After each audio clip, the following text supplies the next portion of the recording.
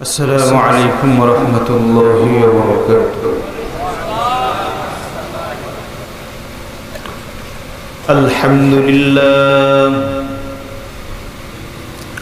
الحمد لله الذي خلق الإنسان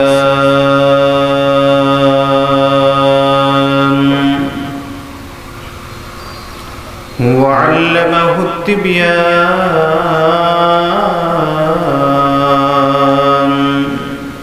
ونشهد أن لا إله إلا الله وحده لا شريك له، لا جد له ولا ند له ولا مثل له. ونشهد أن سيدنا وسندنا وحبيبنا وطبيبنا وطبيب قلوبنا ومولانا محمدا عبده ورسوله، صلى الله تعالى عليه وعلى آله وأصحابه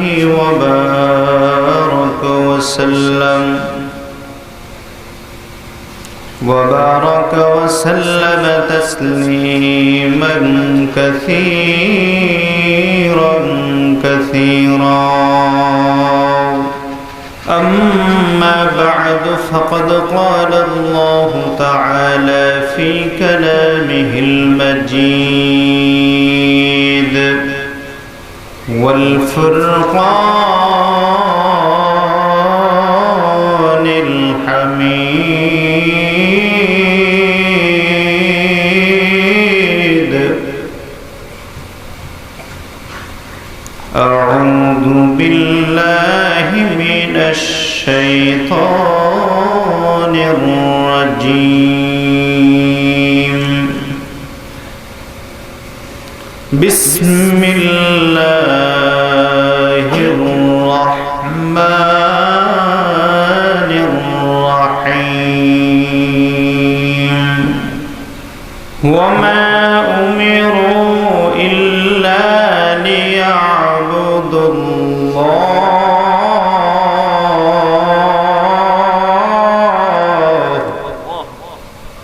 وما أمروا إلا ليعبدوا الله مخلصين له الدين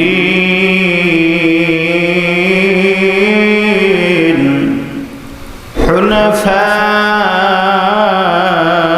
ويقيموا الصلاة ويؤتوا الزكاة، وذلك دين القيمة.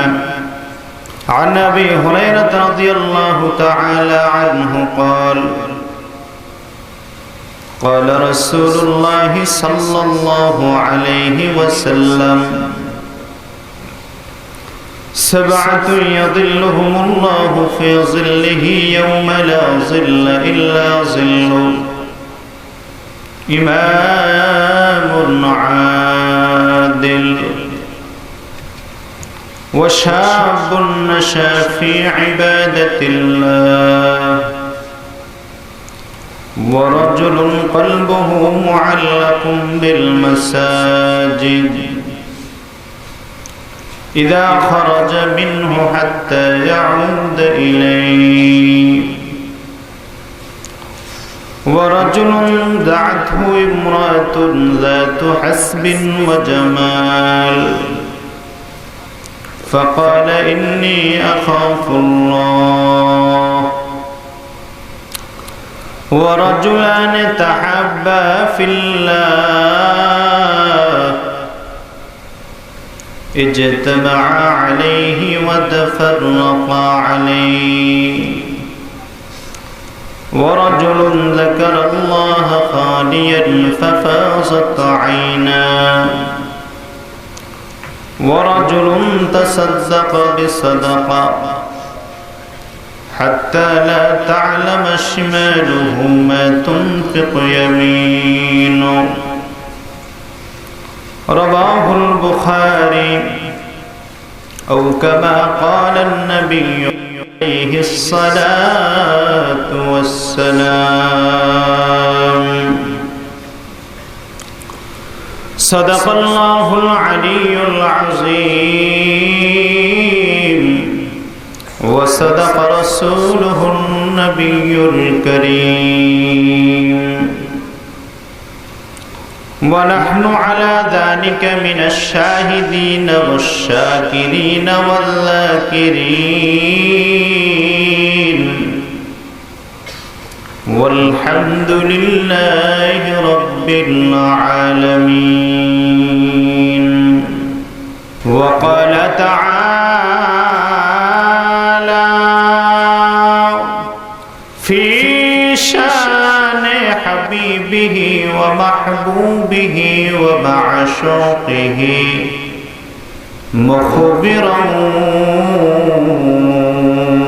وآمرا إن الله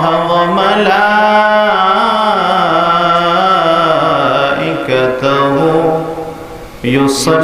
يصلون على النبي يا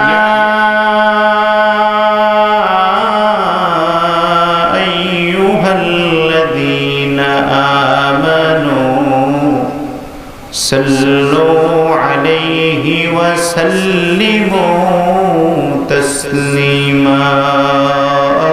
الحمد لله. ঐতিহ্যবাহী চট্টগ্রাম সাতকানিয়ার অন্তর্গত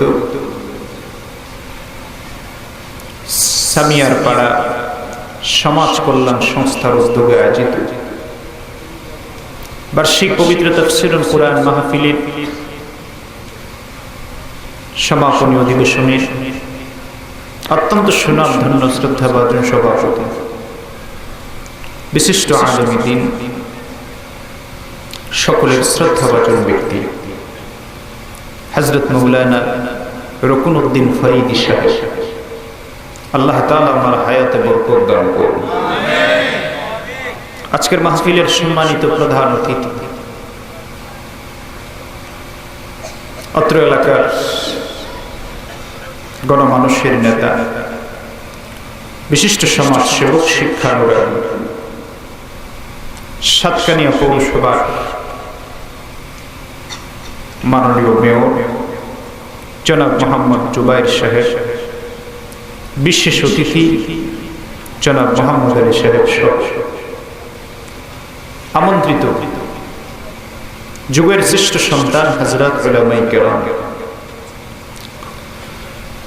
এলাকার আশপাশ থেকে, বিভিন্ন জায়গা থেকে, বহু দূর দূরান্ত থেকে আগত ইসলাম প্রিয়, কোরআন প্রিয়, আল্লাহ প্রেমিক, রাসূল প্রেমিক, তাওহীদী মুসলমান ভাইরা, সম্মুখপানে সমবেত প্রিয় যুবক ও তরুণ বন্ধুরা, পর্দার আড়ালে অবস্থানরত আবেদা সালেহা, সম্মানিত শ্রদ্ধেয় মা ও বোনেরা, মহান আল্লাহ সুবহানাহু ওয়া তাআলার শাহী দরবারে শুকরগুজার করছি যে মহান মনিব অত্যন্ত দয়া করে, মায়া করে, মহব্বত করে হাজারো লাখো মানুষ থেকে যাচাই বাছাই করে দুনিয়ার সকল প্রকার গুনাহের পরিবেশ থেকে মুক্ত রেখে টিভির দোকানে, চায়ের আড্ডায়, গানের আড্ডায়, টাসের আড্ডায়, জুয়ার আড্ডায়, মদের আড্ডায় না বসিয়ে আজকের এমন একটি সুন্দর পরিবেশ, বরকতপূর্ণ পরিবেশ তথা জান্নাতের বাগানে সৌভাগ্যবান মানুষ হয়ে আমাদেরকে আসার বসার তৌফিকটুকু দান করেছেন। ইচ্ছে করে আমরা কেউ আসতে পারি নাই, আসার তৌফিক আমাদেরকে কে দিয়েছে? মুসলমানের কণ্ঠে সাউন্ডটাকে বাড়িয়ে দিয়ে ভলিউমটাকে ফুল করে আরেকবার চিৎকার করে বলুন, কে দিয়েছেন? এজন্য সে মহান মনিবের দরবারে হৃদয়ের সবটুকু আবেগ, ভালোবাসা, অনুভূতি উজাড় করে শরীরের সমস্ত শক্তিকে একত্রিত করে আকাশ বাতাস মুখরিত করে রাতের নিস্তব্ধতা ভঙ্গ করে এমন ভাবে কালিমাতুশ শুকর আদায় করি যেন আমাদের শুকরিয়ার আওয়াজ এই জমিন থেকে আল্লাহ পাকের আরশ আজিম পর্যন্ত পৌঁছে যায়। শরীরের সব শক্তি গলায় নিয়ে চিৎকার করে সকলে পড়ি আলহামদুলিল্লাহ। লক্ষ কোটি দরুদ ও সালাম আল্লাহর সৃষ্টির প্রধান আকর্ষণ, বিশ্বসভার সভাপতি, বিশ্ব মানবতার মহান মুক্তির দিশারি, বিশ্ব মানবতার মহান শিক্ষক, হাবিবে কিবরিয়া আশরাফুল আম্বিয়া, নবিয়ুল মুরসালিন, খাতামুন নবিয়্যিন, রাহমাতুল লিল আলামিন, ইউনিভার্সাল প্রফেট, বিশ্ব নবী জনাবে মুহাম্মদুর রাসূলুল্লাহ সাল্লাল্লাহু আলাইহি ওয়াসাল্লাম। মুহতারাম বন্ধুগণ, সর্বশ্রেষ্ঠ গ্রন্থ আল্লাহ পাকের পবিত্র বাণী কোরআনে পাকের 114টি সূরার মধ্যে হতে সিরিয়াল নাম্বার হিসেবে 98 নম্বর সূরা, কোরআনে কারীমের একেবারে সর্বশেষ পারা, 30 পারার শেষ দিকের সূরা। সূরাটির নাম সূরা আল বাইয়িনা, একটি গুরুত্বপূর্ণ সূরা। রাসূল পাক সাল্লাল্লাহু আলাইহি ওয়াসাল্লামের হিজরতের পূর্বে, হিজরতের পর নাজিল হয়েছিল, সে কারণেই সূরাটিকে মাদানী সূরা বলা হয়। সূরাতে আয়াত সংখ্যা হলো 8টি, রুকু সংখ্যা 1টি। আমি আপনাদের সামনে সূরা 5 নম্বর আয়াতে কারিমা তেলাওয়াত করেছি। রাসূল পাক সাল্লাল্লাহু আলাইহি ওয়াসাল্লামের পবিত্র জবান থেকে বর্ণিত হাদিস গ্রন্থের সবচেয়ে বিশুদ্ধ হাদিস গ্রন্থ সহিহ আল বুখারী থেকে এক টুকরো হাদিস আপনাদের খেদমতে পেশ করেছি। কথা বলার মতো কোনো ইলম, যোগ্যতা, ইস্তেদাদ আমার নেই। সকল ইলম, সকল যোগ্যতার মালিক যিনি, সে মহান মুনিব আল্লাহ তাআলার কাছে কায়মন বাক্যে তৌফিক কামনা করি।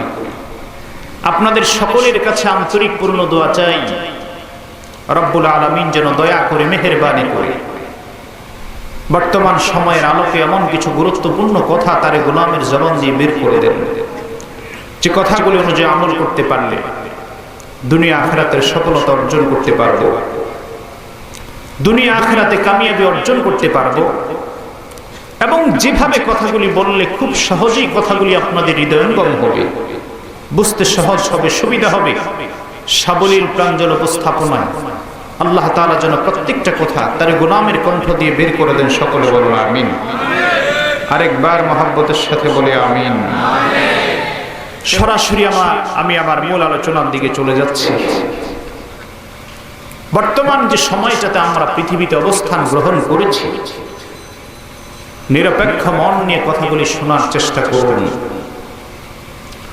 সময় যে এমন একটি ক্রাইসিস পূর্ণ, কণ্টকাকীর্ণ সময়, সারা পৃথিবীর ইহুদি, খ্রিস্টান, বেঈমান, মুসলমানের দুশমনেরা নীল নকশা তৈরি করে যাচ্ছে পৃথিবীর জমিন থেকে ইসলাম এবং মুসলমানদেরকে কিভাবে সমূলে ধ্বংস করে দেওয়া যায়।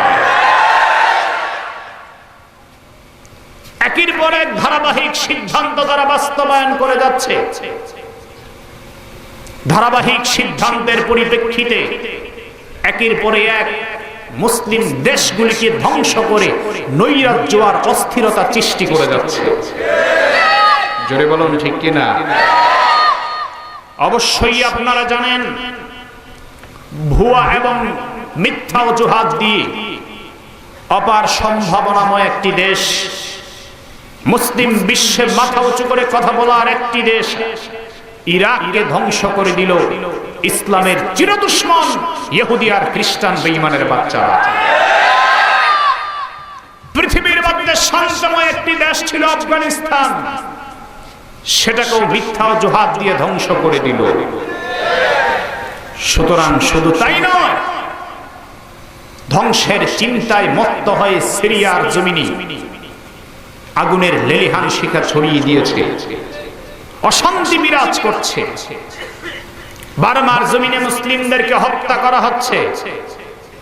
মুসলমানরা প্রাণে বাঁচাবার জন্য যখন আকুতি করে, যেই মাত্র নৌকায় চড়ল মুসলমানের সন্তানেরা, নৌকায় পেট্রোল ঢেলে চলন্ত সাগরের মধ্যখানে মুসলমানদের নৌকায় আগুন ঢেলে মুসলমানদেরকে মেরে নদীতে ভাসিয়ে দেওয়া হলো, জানাজা পড়াবার সুযোগ দেওয়া হলো না।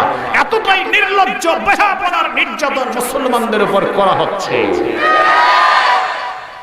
ধারাবাহিক পরিস্থিতিতে ইহুদি আর খ্রিস্টান বেঈমানরা চেষ্টা করলো, চিন্তা করে দেখলো বাংলাদেশ পৃথিবীর দ্বিতীয় বৃহত্তম মুসলিম দেশ, এই দেশটা এত শান্তিতে থাকবে, এটাকে শান্তিতে আর থাকতে দেওয়া যাবে না। সেই কারণে এখন চিন্তা ভাবনা তাদের শুরু হলো, পরিকল্পনা একের পর এক বাস্তবায়ন করতে লাগলো, বাংলাদেশটাকে কিভাবে ধ্বংস করা যায়। আমার প্রিয় ভাইরা, মুসলিম বিশ্বে আজ মুসলমানদের হাহাকার ধ্বনি শোনা যাচ্ছে, মুসলিম মামুনদের আর্তনাদ শোনা যাচ্ছে, সন্তানদের আত্মচিৎকার ভেসে আসছে, আকাশ বাতাস প্রকম্পিত হচ্ছে, জমিন রক্তে রঞ্জিত হচ্ছে, বাতাসের মধ্যে রক্তের দুর্গন্ধ শোনা যাচ্ছে। এই এক বিভীষিকাময় পরিস্থিতি প্রত্যেকটা মুসলিম দেশে তৈরি হয়েছে, ঠিক কিনা? জোরে বলুন, ঠিক কিনা? কি কারণ এত অশান্তময় পরিবেশ সৃষ্টির কারণটা? কেন মুসলমানরা মার খাবে? কেন মুসলমানরা অত্যাচারিত হবে? কেন মুসলমানরা নির্যাতিত হবে? এই নির্যাতনের স্টিম রোলার চালানো হচ্ছে, এত নির্যাতন করা হচ্ছে। তার সবচেয়ে বড় কারণ আমি খুঁজে যেটা পেয়েছি, মুসলমান জাতি আল্লাহকে ভয় না করে তাগুতকে ভয় করা শুরু করে দিয়েছে। অধিকাংশ মুসলমানের মধ্যে আল্লাহর ভয় নাই, অধিকাংশ মুসলমানের মধ্যে আল্লাহর প্রতি একনিষ্ঠ আস্থা এবং বিশ্বাস নাই। জোরে বলুন, ঠিক কিনা? আমার ভাইরা, এই জন্য আল্লাহ পাক রব্বুল আলামিন কোরআনে কারিমে সারা পৃথিবীর সব মানুষদেরকে লক্ষ্য করে বলেন, ও পৃথিবীর মানুষেরা,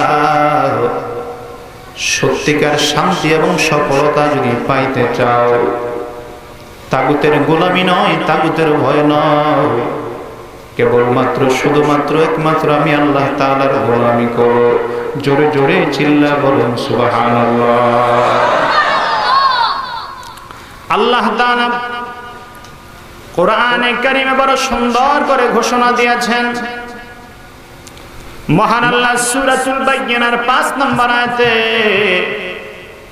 বড় সুন্দর করে ঘোষণা প্রদান করেন, বিসমিল্লাহির রহমানির রহিম।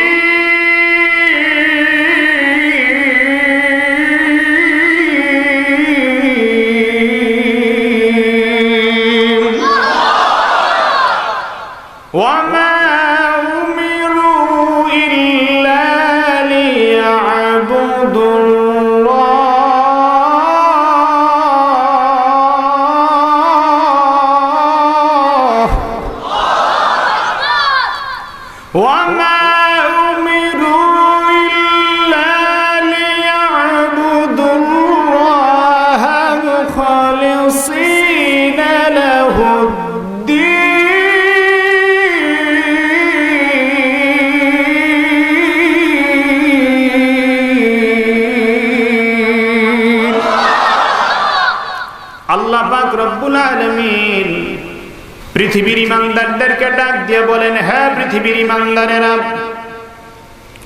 ওয়া মা উমিরু ইল্লা লিয়াবুদুল্লাহ,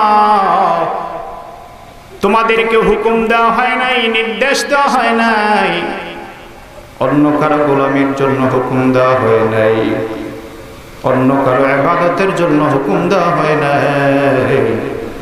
হ্যাঁ, তোমাদেরকে নির্দেশ দেওয়া হয়েছে ইল্লা লিয়াবুদুল্লাহ, তোমরা ইবাদত করো মহান মালিক একমাত্র শুধুমাত্র কেবলমাত্র আল্লাহ তাআলার ইবাদত করো।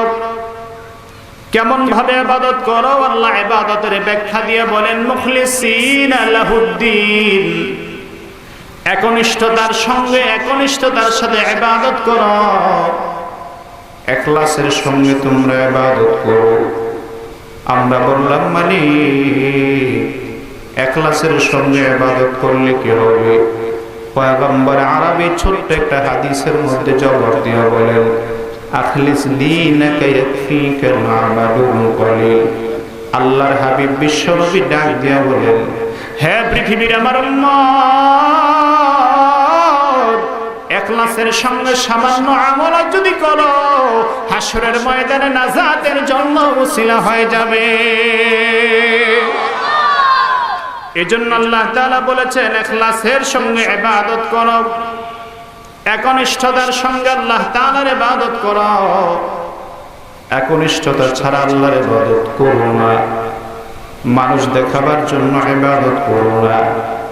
সেই জন্য পয়গম্বর আরবি অন্য হাদিসের মধ্যে নিষেধ করে বলেছেন, মান সাল্লানি ওয়া ফাকাদ আশরাকা, যেই ব্যক্তি নামাজ আদায় করলো দেখানোর জন্য, আল্লাহর জন্য নয়, রাসূল বলেন ফাকাদ আশরাকা, নিঃসন্দেহে সে শিরিক করলো, মুশরিক হয়ে গেল। আল্লাহর হাবিব শুধু আরো বলেন, যে ব্যক্তি দান করলো মানুষ দেখানোর জন্য, আল্লাহর জন্য দিল না, মানুষকে দেখানোর জন্য দিল, রাসূল বলেন ফাকাদ আশরাকা, সে ব্যক্তিও শিরিক করলো। সুতরাং আল্লাহর কাছে যদি নামাজ কবুল করাতে হয়, যদি আল্লাহর কাছে রোজা কবুল করাতেই হয়, যদি আল্লাহর কাছে দান কবুল করাতেই হয়, প্রধানতম শর্ত হলো ইখলাস। ইখলাস ছাড়া কোনো ইবাদত আল্লাহর কাছে গ্রহণযোগ্য হবে না। আল্লাহ তাআলা কোরআনে কারিমে একটু সামনে অগ্রসর হয়ে বলেন, হে বান্দা, ইখলাসের সঙ্গে ইবাদত করবা, কেমনে তুমি করবা? হুনাফা ইউকিমুস সালাতা ওয়া ইউতুজ যাকাতা ওয়া যালিকা দীনুল কাইয়্যিমা। আল্লাহ বলেন হুনাফা ওয়া ইউকিমুস সালাহ, হানিফের জমা হলো হুনাফা। আল্লাহ তাআলা বলেন এত একনিষ্ঠতার সাথে তোমরা ইবাদত করো, এমন ভাবে একনিষ্ঠ ইবাদতকারী হয়ে যাও, ইউকিমুস সালাহ, নামাজ কায়েম করে একনিষ্ঠতার সাথে, ওয়া ইউতুজ যাকাত, যাকাত আদায় করে একনিষ্ঠতার সাথে, ওয়া যালিকা দীনুল কাইয়্যিমা, একনিষ্ঠতার সাথে ইবাদত করাটাই হলো প্রতিষ্ঠিত ধর্ম। যেমন ইবাদত করেছেন আমাদের পিতা হযরত ইব্রাহিম আলাইহিস সালাতু ওয়াস সালাম। হযরত ইব্রাহিম আলাইহিস সালাম যখন নামাজে দাঁড়ায় পয়গম্বর ইব্রাহিম আলাইহিস সালাম বলেছিলেন, আমার সাথে সবাই জবান খুলে জোরে জোরে পড়ুন, ইন্নী ওয়াজ্জাহতু ওয়াজহিয়া লিল্লাযী ফাতারাস সামাওয়াতি ওয়াল আরদা হানিফা ওয়া মা আনা মিনাল মুশরিকিন। হযরত ইব্রাহিম আলাইহিস সালাম বলেন, ইন্নী ওয়াজ্জাহতু, আমি নিশ্চয়ই তাওয়াজ্জুহ করলাম, ফিরে গেলাম, আমার চেহারা ফিরিয়ে দিলাম, ওয়াজহিয়া লিল্লাযী ফাতারাস সামাওয়াতি ওয়াল আরদা, যিনি আকাশ এবং জমিনের সৃষ্টিকারী, তার দিকে ফিরালাম, হানিফা, ও একনিষ্ঠতার সাথে ফিরালাম। আল্লাহ এখানে বলেছেন হানিফা, আর আল্লাহ সূরা বায়্যিনা বলেছেন হুনাফা। হানিফের ব্যবহার করেছেন হুনাফা দ্বারা। ইব্রাহিম আলাইহিস সালাম হলেন একনিষ্ঠ মুসলমান। সবাই যদি একনিষ্ঠ মুসলমান হয়ে যায়, তখন সবাইকে হুনাফা মুসলিম বলা হবে। ইব্রাহিম আলাইহিস সালাম বলেন হানিফা ওয়া মা আনা মিনাল মুশরিকিন, আমি মুশরিকদের অন্তর্ভুক্ত নয়, একনিষ্ঠ মুসলমান আমি। সুতরাং একনিষ্ঠ মুসলমান হওয়ার জন্য আল্লাহ বলেছেন। এই জন্য আল্লাহ তাআলা ইব্রাহিম আলাইহিস সালামের পক্ষে সাপোর্ট দিয়েছেন বড় সুন্দর করে, মা কানা ইব্রাহিম ইহুদিয়ান ওয়ালা নাসরানিয়া ওয়ালাকিন কানা হানিফান মুসলিমা। জোরে জোরে বলুন আল্লাহু আকবার। আল্লাহ বলেন আমার ইব্রাহিম ইহুদিও ছিল না, মুশরিকও ছিল না, কাফের ছিল না, ইব্রাহিম ছিল হানিফান মুসলিমা, একনিষ্ঠ মুসলিম ইব্রাহিম ছিল। ইব্রাহিম আলাইহিস সালাম একনিষ্ঠ মুসলমান ছিল। সুতরাং শান্তি আর রহমত যদি পেতে হয়, একনিষ্ঠতার সঙ্গে আল্লাহর ইবাদত করা লাগবে। কিন্তু বন্ধু আজকে 7 টাকায় এখন একনিষ্ঠ মুসলমান পাওয়া বড় কঠিন। তার বাস্তব প্রমাণ হলো বন্ধু, কিছুদিন আগে বাংলাদেশে দুর্গা পূজা গিয়েছে, মাত্র 2 দিন আগে দুর্গা পূজায় যত হিন্দুদেরকে পাওয়া যায় না, তার চাইতে অনেক অনেক বেশি মুসলমানের সংখ্যা পাওয়া যায়। শুধু তাই নয় বন্ধুরা, দুর্গা পূজায় হিন্দুরা পূজা করবে, মুসলমান শারদীয় শুভেচ্ছা জানায়, আবার স্লোগান তোলে, বলে ধর্ম যার যার, উৎসব হলো সবার। এই স্লোগান দিয়ে দেখা যায় সন্দেশ খায়, হিন্দুরাও খায়, মুসলমানও খায়। কিন্তু দেখা যায় বন্ধু, ওয়াজ মাহফিল যখন হয়, আমাদের ওয়াজ মাহফিলে হিন্দু ভাইরা আসে না। যখন নাকি কোরবানি করা হয়, তখন দেখা যায় হিন্দুরা আওয়াজ তোলে, হিন্দু বৌদ্ধ খ্রিস্টান ঐক্য পরিষদের পক্ষ থেকে আওয়াজ তোলা হয়, আন্দোলন করা হয় গরু জবাই করার বিরুদ্ধে। আরো আসতে বলেন ঠিক কি না? আমার প্রশ্ন হলো বন্ধু, যদি উৎসব সবারই হয়, কোরবানির সময় গরু জবাই করবে, হিন্দু খ্রিস্টান বৌদ্ধরা কেন আন্দোলন করে? যারা আন্দোলনে নামবে তাদেরকে গ্রেফতার করো না কেন, অ্যারেস্ট করো না কেন? কারণ মুসলমানের উৎসব তাদের জন্য তো উৎসব হয়ে যায়। কিন্তু তা না করে হিন্দুদের দুর্গা পূজায় যেন মুসলমানরা শরীক হয়, সেজন্য বারবার স্লোগান দেওয়া হয়, উৎসব যার যার, ধর্ম যার যার, উৎসব হল সবার। আল্লাহকে সাক্ষী রেখে বলছি, কোরআন সামনে নিয়ে বলছি, ইসলাম ধর্ম কোনো খেলাধুলার মতো ধর্ম নয়। যেমন তেমন করে ইসলামকে ব্যবহার করা যাবে না। ইসলাম কোন মাটির বাতিল নয়, ইচ্ছা করলে আপনি বানাবেন, ইচ্ছা করে ভাঙবেন, ইচ্ছা করলে আপনার মন চাবে করবেন, ইচ্ছা করে করবেন না। এমন ধর্মের নাম ইসলাম নয়। খেলাধুলার ধর্ম হিন্দু ধর্ম হতে পারে, খ্রিস্টান ধর্ম হতে পারে, বৌদ্ধ ধর্ম হতে পারে। আল্লাহকে সাক্ষী রেখে বলছি, কোরআন প্রমাণ করে ইসলাম ধর্ম খেলাধুলার ধর্ম নয়। ইসলাম মানলে একনিষ্ঠতার সাথে ইসলামকে মানা লাগবে। আমার বন্ধুগণ, এই জন্য একনিষ্ঠতার সাথে ইসলামকে মানার মুসলমান এখন অনেক কম পাওয়া যায়। একনিষ্ঠতার সাথে মুসলমান এখন কম পাওয়া যায়। দুর্গা পূজার মধ্যে হিন্দুদের চাইতে মুসলমানের সংখ্যা বেশি। আমার বন্ধুগণ, এভাবে হিন্দুর এই কালচার মুসলমানের মধ্যে অনেক বেশি। বিধর্মীদের আচরণ মুসলমানদের মধ্যে অনেক বেশি। আমার বন্ধুগণ, গোটা বিশ্বের পরিসংখ্যানটা তাকায় দিয়া বাংলাদেশের মানচিত্রটা বেঈমানদের সামনে ফুটে আসলো। বেঈমানরা চিন্তা করলো, বাংলাদেশের যুবকরা এখনো অনেক সচেতন, কারণ বাংলাদেশের প্রত্যেকটা কোরআনের মাহফিলের আয়োজন করে থাকে যুবকেরা। আরো আসতে বলেন, জোরে বলেন ঠিক কিনা?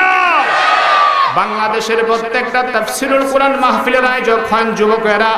সুতরাং আজকে বেঈমানরা টার্গেট করেছে, খ্রিস্টানরা টার্গেট করেছে বাংলাদেশের যুবকদের চরিত্র কেমনে ধ্বংস করা যায়। কারণ যতদিন যুবকদের চরিত্র ধ্বংস করা যাবে না, ততদিন পর্যন্ত ইসলামকে নষ্ট করা যাবে না, বাংলাদেশটাকে ধ্বংস করা যাবে না। সেজন্য কঠিন থেকে কঠিন পদক্ষেপ নিল। আবার বন্ধুগণ, যুবকদের হাতে হাতে মদের বোতল তুলে দিল, ইয়াবা ট্যাবলেট উঠায় দিল, গাঁজা উঠায় দিল, পেন্সিলের উঠায় দিল। রাজধানী শহরের আবিজাত এলাকার দিকে রাত 12টার পরে যখন যাওয়া হয়, মদের দুর্গন্ধ ভেসে আসে নাকের মধ্যে। আমার বন্ধুগণ, ইয়াবার দুর্গন্ধ ভেসে আসে, গাঁজার দুর্গন্ধ ভেসে আসে। মুসলমানের যুবকদের চরিত্র ধ্বংস করার জন্য চেষ্টা, ষড়যন্ত্র চলছে। জোরে বলুন ঠিক কিনা? শুধু তাই নয়, মদের আড্ডা এমন বেশি চলছে, আমার দেশের মুসলিম যুবকরা মদ খাইতে তো অভ্যস্ত। মদ ছাড়া যেন কিছুই চলে না, ভাতের মতো মদ খায়। গত কয়েকদিন আগে শুনে একটা স্টেশনে আমি দাঁড়িয়েছিলাম, এমন সময় দেখলাম হাজারো একটা গাড়ি নিয়ে যুবক একটা আসলো, মোটর সাইকেল নিয়ে অন্য প্রান্ত থেকে আরেক যুবক আসলো। বন্ধুর সাথে বন্ধুর দেখা, বন্ধুর সাথে বন্ধুর যখন কথা হয়, কথা বলতে গিয়ে একজন আরেকজনকে জিজ্ঞেস করে, দোস্ত বোতল টোতলের খবর কি? আমি তাকায় তাকায় হাসতে লাগলাম। যুবকরা বোতলের খবর লয়, তাকায় দেখো। ওই প্রান্ত থেকে যুবক জবাব দিয়ে বলে, বন্ধু তুই কি জানোস না এটা মুহররম মাস, বোতলের খবর জিগে লাভ নাই। মুহররম মাসে বোতল খাওয়া যায় না। অন্য মাসে মনে হয় বোতল খাওয়া হালাল, মুহররম মাসে হারাম। এমনটাই যুবকরা বোঝানো শুরু করেছে। জানতে চাই মুসলমানরা মদ খাওয়া হালাল না হারাম? পিছনের ভাইয়ের আরো আস্তে করে বলেন হালাল না হারাম? এ বন্ধু, মদ খাওয়া হারাম কেন হারাম? আল্লাহর হাবিব বলেন কুল্লু মুস্কিরিন হারাম। প্রত্যেকটা দেমাগ বিনষ্টকারী জিনিসই হলো হারাম। মদ খাইলে মানুষের মেজাজ ঠিক থাকে না, দেমাগ ঠিক থাকে না। মদ খাইলে মানুষ এত বেশি মাতাল হয়ে যায়। রাত 12টার পরে মদ খাইল সাহেব, খাইছে আজকে একটু বেশি খাইছে। বেশি খাইতে খাইতে মাতাল এত বেশি পরিমাণ হয়ে গেছে। 12টার পরে দরজায় গিয়ে নক করলো, আওয়াজ দিলে দরজায় খুলে দেওয়া হলো। মেয়ে দরজা খুলে যখন নাকি সামনে চলে আসলো, মাথা তো ডানে বামে ঘুরায়, মাথা ঘুরায়। মেয়েকে ডাক দিয়ে কই ব্যাপারটা কি আফা, দরজা খুলতে তো দেরি হয়ে গেল? মেয়ে কই আশ্চর্য ব্যাপার, আশ্চর্য ব্যাপার, বাবা তো আমার আফা গো, বাবার মাথা তো সব নষ্ট হয়ে গেছে। তাড়াতাড়ি মারি গিয়া কয় মা, আব্বারে মনে হয় ভূতে ধরছে, আব্বা আমারে আফা কয়। তাই নাকি? কয় হ। এই ব্যাপারটা কি মেয়েরা আপনি চিনেন না? মেয়েরা নাকি আফা কয়। এবার মাথা ডাইনি ভাবে ঘুরে কয় মা গো মা, কি বলছি আমার মনে নাই। মেয়ের একটু আগে আফা বইলা এখন স্ত্রী আবার মা করে। কথা বলেন ঠিক কি? এই জন্য আল্লাহ বলেন মদ খাইলে মাথা ঠিক থাকে না, মদ খাওয়া হারাম। আমার বন্ধুগণ, আজকের যুবকদের চরিত্র ধ্বংস করে দেওয়ার জন্য মদের বোতল হাতে তুলে দেওয়া হয়েছে, আফিম হাতে তুলে দেওয়া হয়েছে, গাঁজা হাতে তুলে দেওয়া হয়েছে। ও বন্ধু, তাসের আড্ডা হাতে তুলে দেওয়া হয়েছে, জুয়ার আড্ডা তুলে দেওয়া হয়েছে। শুধু তাই নয় বন্ধুরা, অনেক যুবকরা আজকে খেলাধুলা দিয়ে পাগল করে দেওয়া হয়েছে। অনেক যুবক এত পাগল হয়েছে, কোন সময় কোন খেলা দেখার জন্য অস্থির হয়ে যায়। আর্জেন্টিনার খেলা কোন সময় দেখতে পাগল হয়ে যায়, ব্রাজিলের খেলা কোন সময় দেখতে অস্থির হয়ে যায়।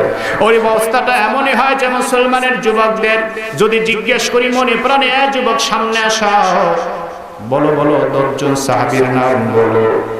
যুবক তখন বলবে হযরত আবু বকরের নাম, হযরত ওমরের নাম, হযরত ওসমানের নাম কোনভাবে বলতে পারবে।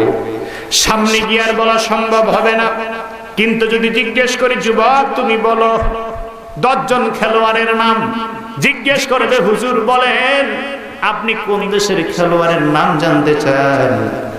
বাংলাদেশের খেলোয়াড় নাকি আর্জেন্টিনার খেলোয়াড়? কোন ম্যাচের নাম বলতে চান? যেটা বলবেন সেটাই আমি বলে দিব। 10 জন সাহাবীর নাম মুসলমানের যুবক বলতে পারে না, কিন্তু খেলোয়াড়ের নাম অসংখ্য মুখস্থ। আমি বাস্তব প্রমাণ সহকারে কথা বলছি বন্ধু।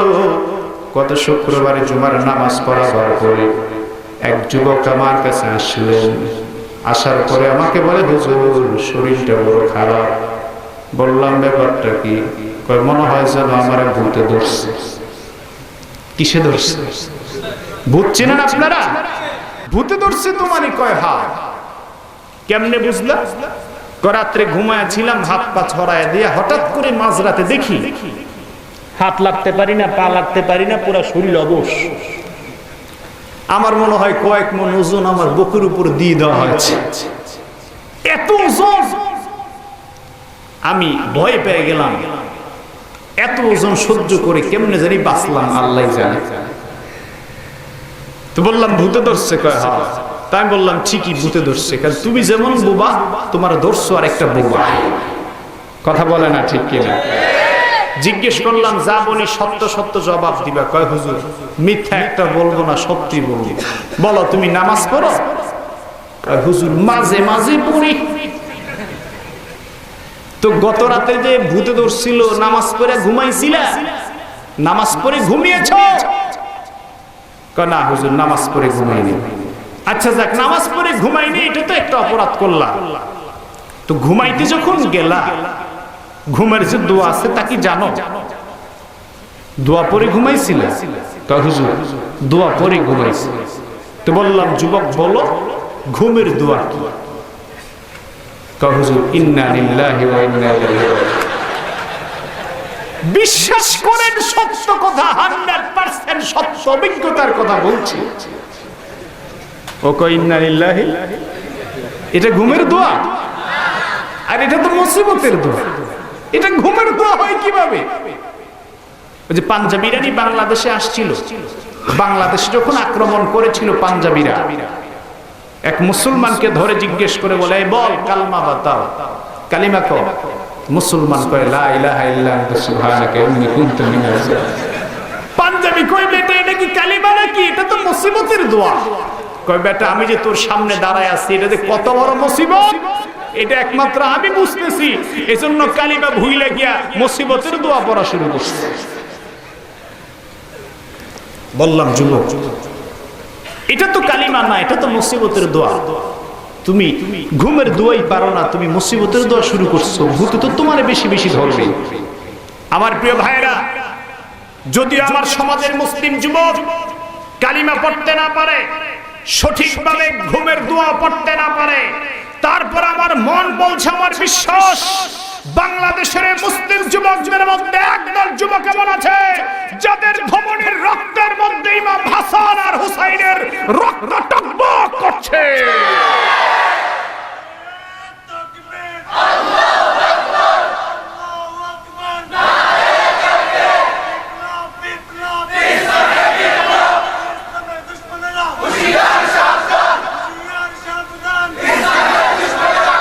আমার ভাইয়েরা, আমার বন্ধুরা, সেজন্য আমার মন বলছে বাংলাদেশের যুবকদেরকে যদি আফিম দেওয়া হয়েছে, গাঁজা দেওয়া হয়েছে, খেলার ধোঁয়া দেওয়া হয়েছে, তাসের আড্ডা দেওয়া হয়েছে, যতই চেষ্টা করা হোক না কেন ইসলাম থেকে দূরে সরাবার জন্য, আল্লাহর কোরআনকে সামনে নিয়ে বলছি, যুবকদের অন্তরে ইসলামের বাতি সঠিকভাবে জ্বালিয়ে দেওয়া যায়, কোন নেশায় যুবকদেরকে বিভ্রান্ত করতে পারবে না, পারবে না, পারবে না ইনশাআল্লাহ।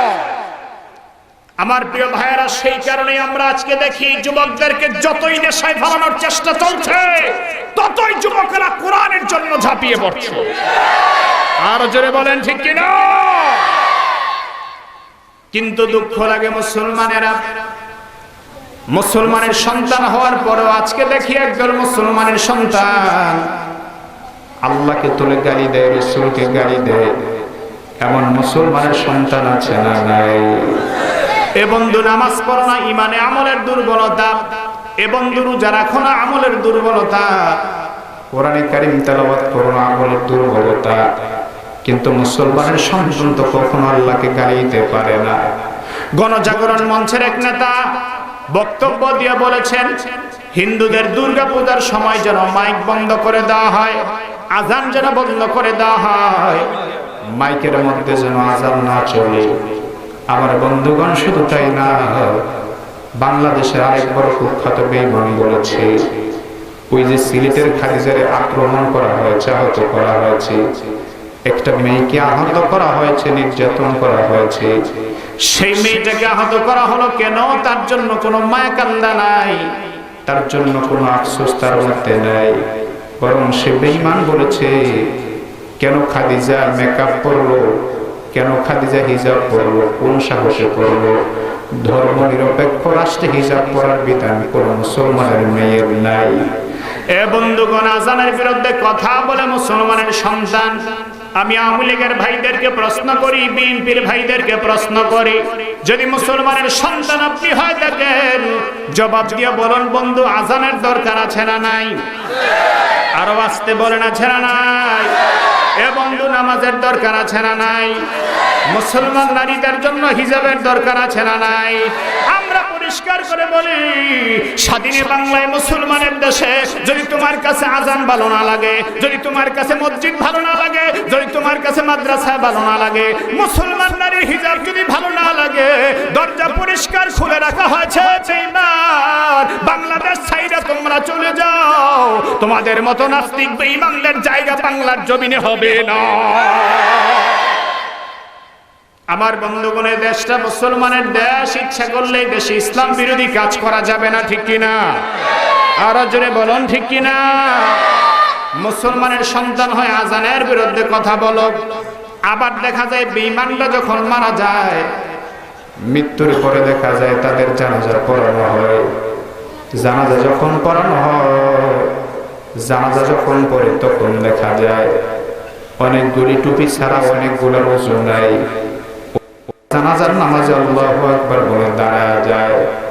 আমার বন্ধুগণ, আযানের বিরুদ্ধে কথা বলে, নামাজের বিরুদ্ধে কথা বলে, ইকামতের বিরুদ্ধে কথা বলে, পর্দার বিধানের বিরুদ্ধে কথা বলে। এখন এই অবস্থাটা কেন হচ্ছে? এই পরিবেশ কেন হচ্ছে? এই পরিবেশ হওয়ার কারণ হলো এটা, ইসলামের জন্য মায়া নাই, মহব্বত নাই, ইসলামের জন্য ভালোবাসা নাই। সত্যিকার অর্থেই যদি ইসলামের জন্য মায়া থাকতো, মুসলমানের সন্তান আযানের বিরুদ্ধে কথা বলতে পারতো না। সত্যিকার অর্থে যদি কোরআনের জন্য মায়া থাকতো, মুসলমানের সন্তান কোরআনের বিরুদ্ধে কথা বলতে পারতো না। যদি সত্যিকার অর্থে আলেমদের প্রতি মহব্বত থাকতো, আলেম ওলামাদেরকে নিয়ে ব্যঙ্গচিত্র করতে পারতো না। কোরআনের মহব্বত নাই, সেজন্য যেমন ইচ্ছা তেমন কথা বলতে পারে। আমার প্রিয় ভাইরা, ইসলামটাকে পাইছি তো কায়দা আরাম করার মধ্যে, ইসলামের জন্য কোনো ইনভেস্ট নাই, বিনিময় নাই। শ্বশুর বাড়ির হাদিয়ার মতো পাইছে, হারাইলে হারাইলো, পাইলে পাইলো, যেমন ইচ্ছা তেমন ব্যবহার করলো। ইসলামের জন্য মায়া নাই, মহব্বত নাই, সেই কারণে যেমন ইচ্ছা তেমনি বলতে পারে। কথা বলুন ঠিক কিনা? জোরে বলুন ঠিক কিনা? ওরা মনে করছে আমরা এত কথা বলি, হুজুররা তো জবাব দেয় না। আমার প্রিয় ভাইরা, জবাব দিলে আল্লাহর রহমতে আমরাও পারি। কি হুজুরদের শক্তি কি কম নাকি? খাওয়া দাওয়া কি কম খায়? আরে হুজুররা তো খায় আলহামদুলিল্লাহ, 3 বেলা খায়, ভালো খায়, হালাল খায়। যদিও 5,000 10,000 টাকা বেতন পায়, সামান্য টাকার বেতনের চাকরি করে, তারপর হারামের টাকা হাতে লয় না, ঘুষের টাকা হাতে লয় না, সুদের টাকা হাতে লয় না। আর তুমি তো বেতনের চাকরি করো, যাও তার 3 গুণ তুমি ঘুষ খাও, সুদ খাও, হারাম খাও। তোমার টাকার মধ্যে সুদ আছে, হারাম আছে। ইমামের টাকার মধ্যে সুদ নাই, হারাম নাই। ইমামের টাকা পুরোটাই হালাল। ইমাম খায়, আলেম খায়, যা খায় হালাল খায়, হারাম খায় না, পুরোটাই হালাল খায়। সুতরাং হালালের শক্তি বেশি নাকি হারামের শক্তি বেশি? আরো জোরে বলেন, কার শক্তি বেশি? ইমাম হালাল খায়, পুরোটাই খায়, হারাম খায় না। সুতরাং ইমাম হালাল খায়, নেক আমল তো কম করে না, নেক আমল তো তোমার চাইতে বেশি করে। তুমি তো 5 ওয়াক্তের জায়গায় 1 ওয়াক্ত 2 ওয়াক্ত নামাজ পড়ো। ইমাম 5 ওয়াক্ত নামাজ পড়ার পরেও দেখা যায় তাহাজ্জুদের নামাজ পড়ে, আউয়াবিনের নামাজ পড়ে, ইশরাকের নামাজ পড়ে। নেক আমলের পাওয়ারটাও তো তোমার চাইতে বেশি। হালাল খাবারের পাওয়ার, নেক আমলের পাওয়ার, স্পেশাল পাওয়ার ইমাম আলেম ওলামাদের। তারপরও শক্তির বাহাদুরি দেখায় না। আমি তো কসম করে চ্যালেঞ্জ করে এটা বলি, বাংলাদেশের শুধু টুপিওয়ালা, দাড়িওয়ালা, মাদ্রাসা মসজিদের ইমামরা, আলেমরা, খতিবরা যদি ঐক্যবদ্ধ হয়ে যায়, রাজপথে নেমে যায়, একটা নাস্তিক বেঈমানের বাচ্চাও বাংলার জমিন ছেড়ে পালাবার রাস্তা খুঁজে পাবে না।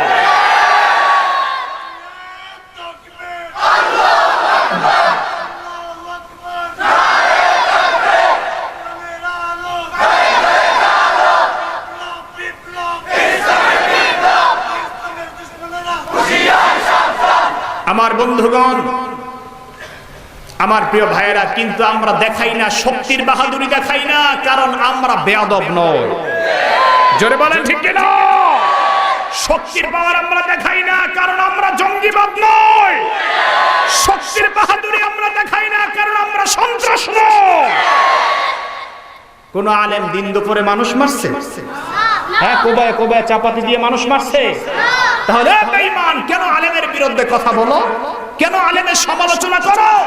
যতই সমালোচনা তুমি করো, অপেক্ষায় থাকো, তোমার জবান বন্ধ করতে আমার আল্লাহর 1 সেকেন্ড সময় লাগবে না। বোমা হয় জীবন যাপন করতে হবে, কথা বলার শক্তি খুঁজে পাবা না। এতদিন প্রবাদে ছিল হুজুররা জঙ্গিবাদী করে বোমা বানায়, আলেমরা জঙ্গিবাদী করে সন্ত্রাস করে। এখন এসে সুর পাল্টিয়ে ফেলা হয়েছে, আল্লাহ পাল্টায় দিয়েছে। কিছুদিন আগেও ঢাকায় প্রশাসন রাজনীতিবিদদের এক প্রোগ্রাম ছিল সন্ত্রাস জঙ্গিবাদ নিরসনের। রাজনীতিবিদরা এখন এক কথাই বলে, এবং প্রশাসনের উপরস্থ লোকেরই একটাই কথা বলে, আমরা এতদিন জানতাম হুজুররা বোমা বানায়, জঙ্গিবাদ করে, সন্ত্রাস করে।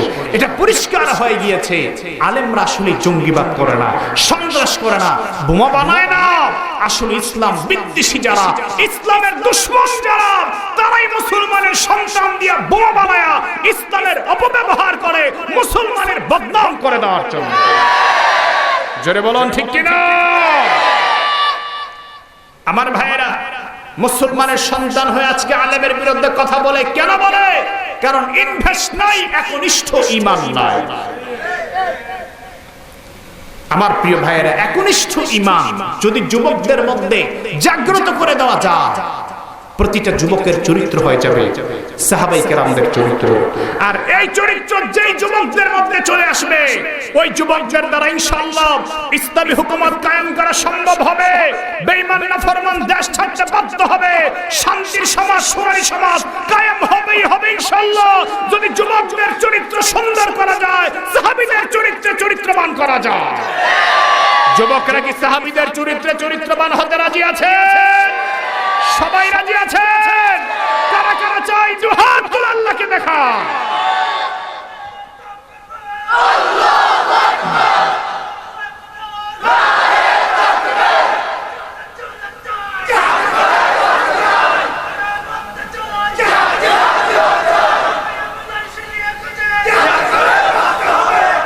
আমার বন্ধুগণ, আমার প্রিয় ভাইয়েরা, জিহাদ চাই আমরা, সন্ত্রাস চাই না। আরো আসতে বলেন ঠিক কিনা? জিহাদ হচ্ছে অপারেশন, আর সন্ত্রাস হচ্ছে মারাত্মক ব্যাধি, ফোরার মতো মারাত্মক ব্যাধি। সন্ত্রাসকে খতম করার জন্যই হচ্ছে জিহাদ। এখন আমরা তো স্লোগান দিই জিহাদ জিহাদ জিহাদ চাই, পুলিশ দেখলে একজন নাই।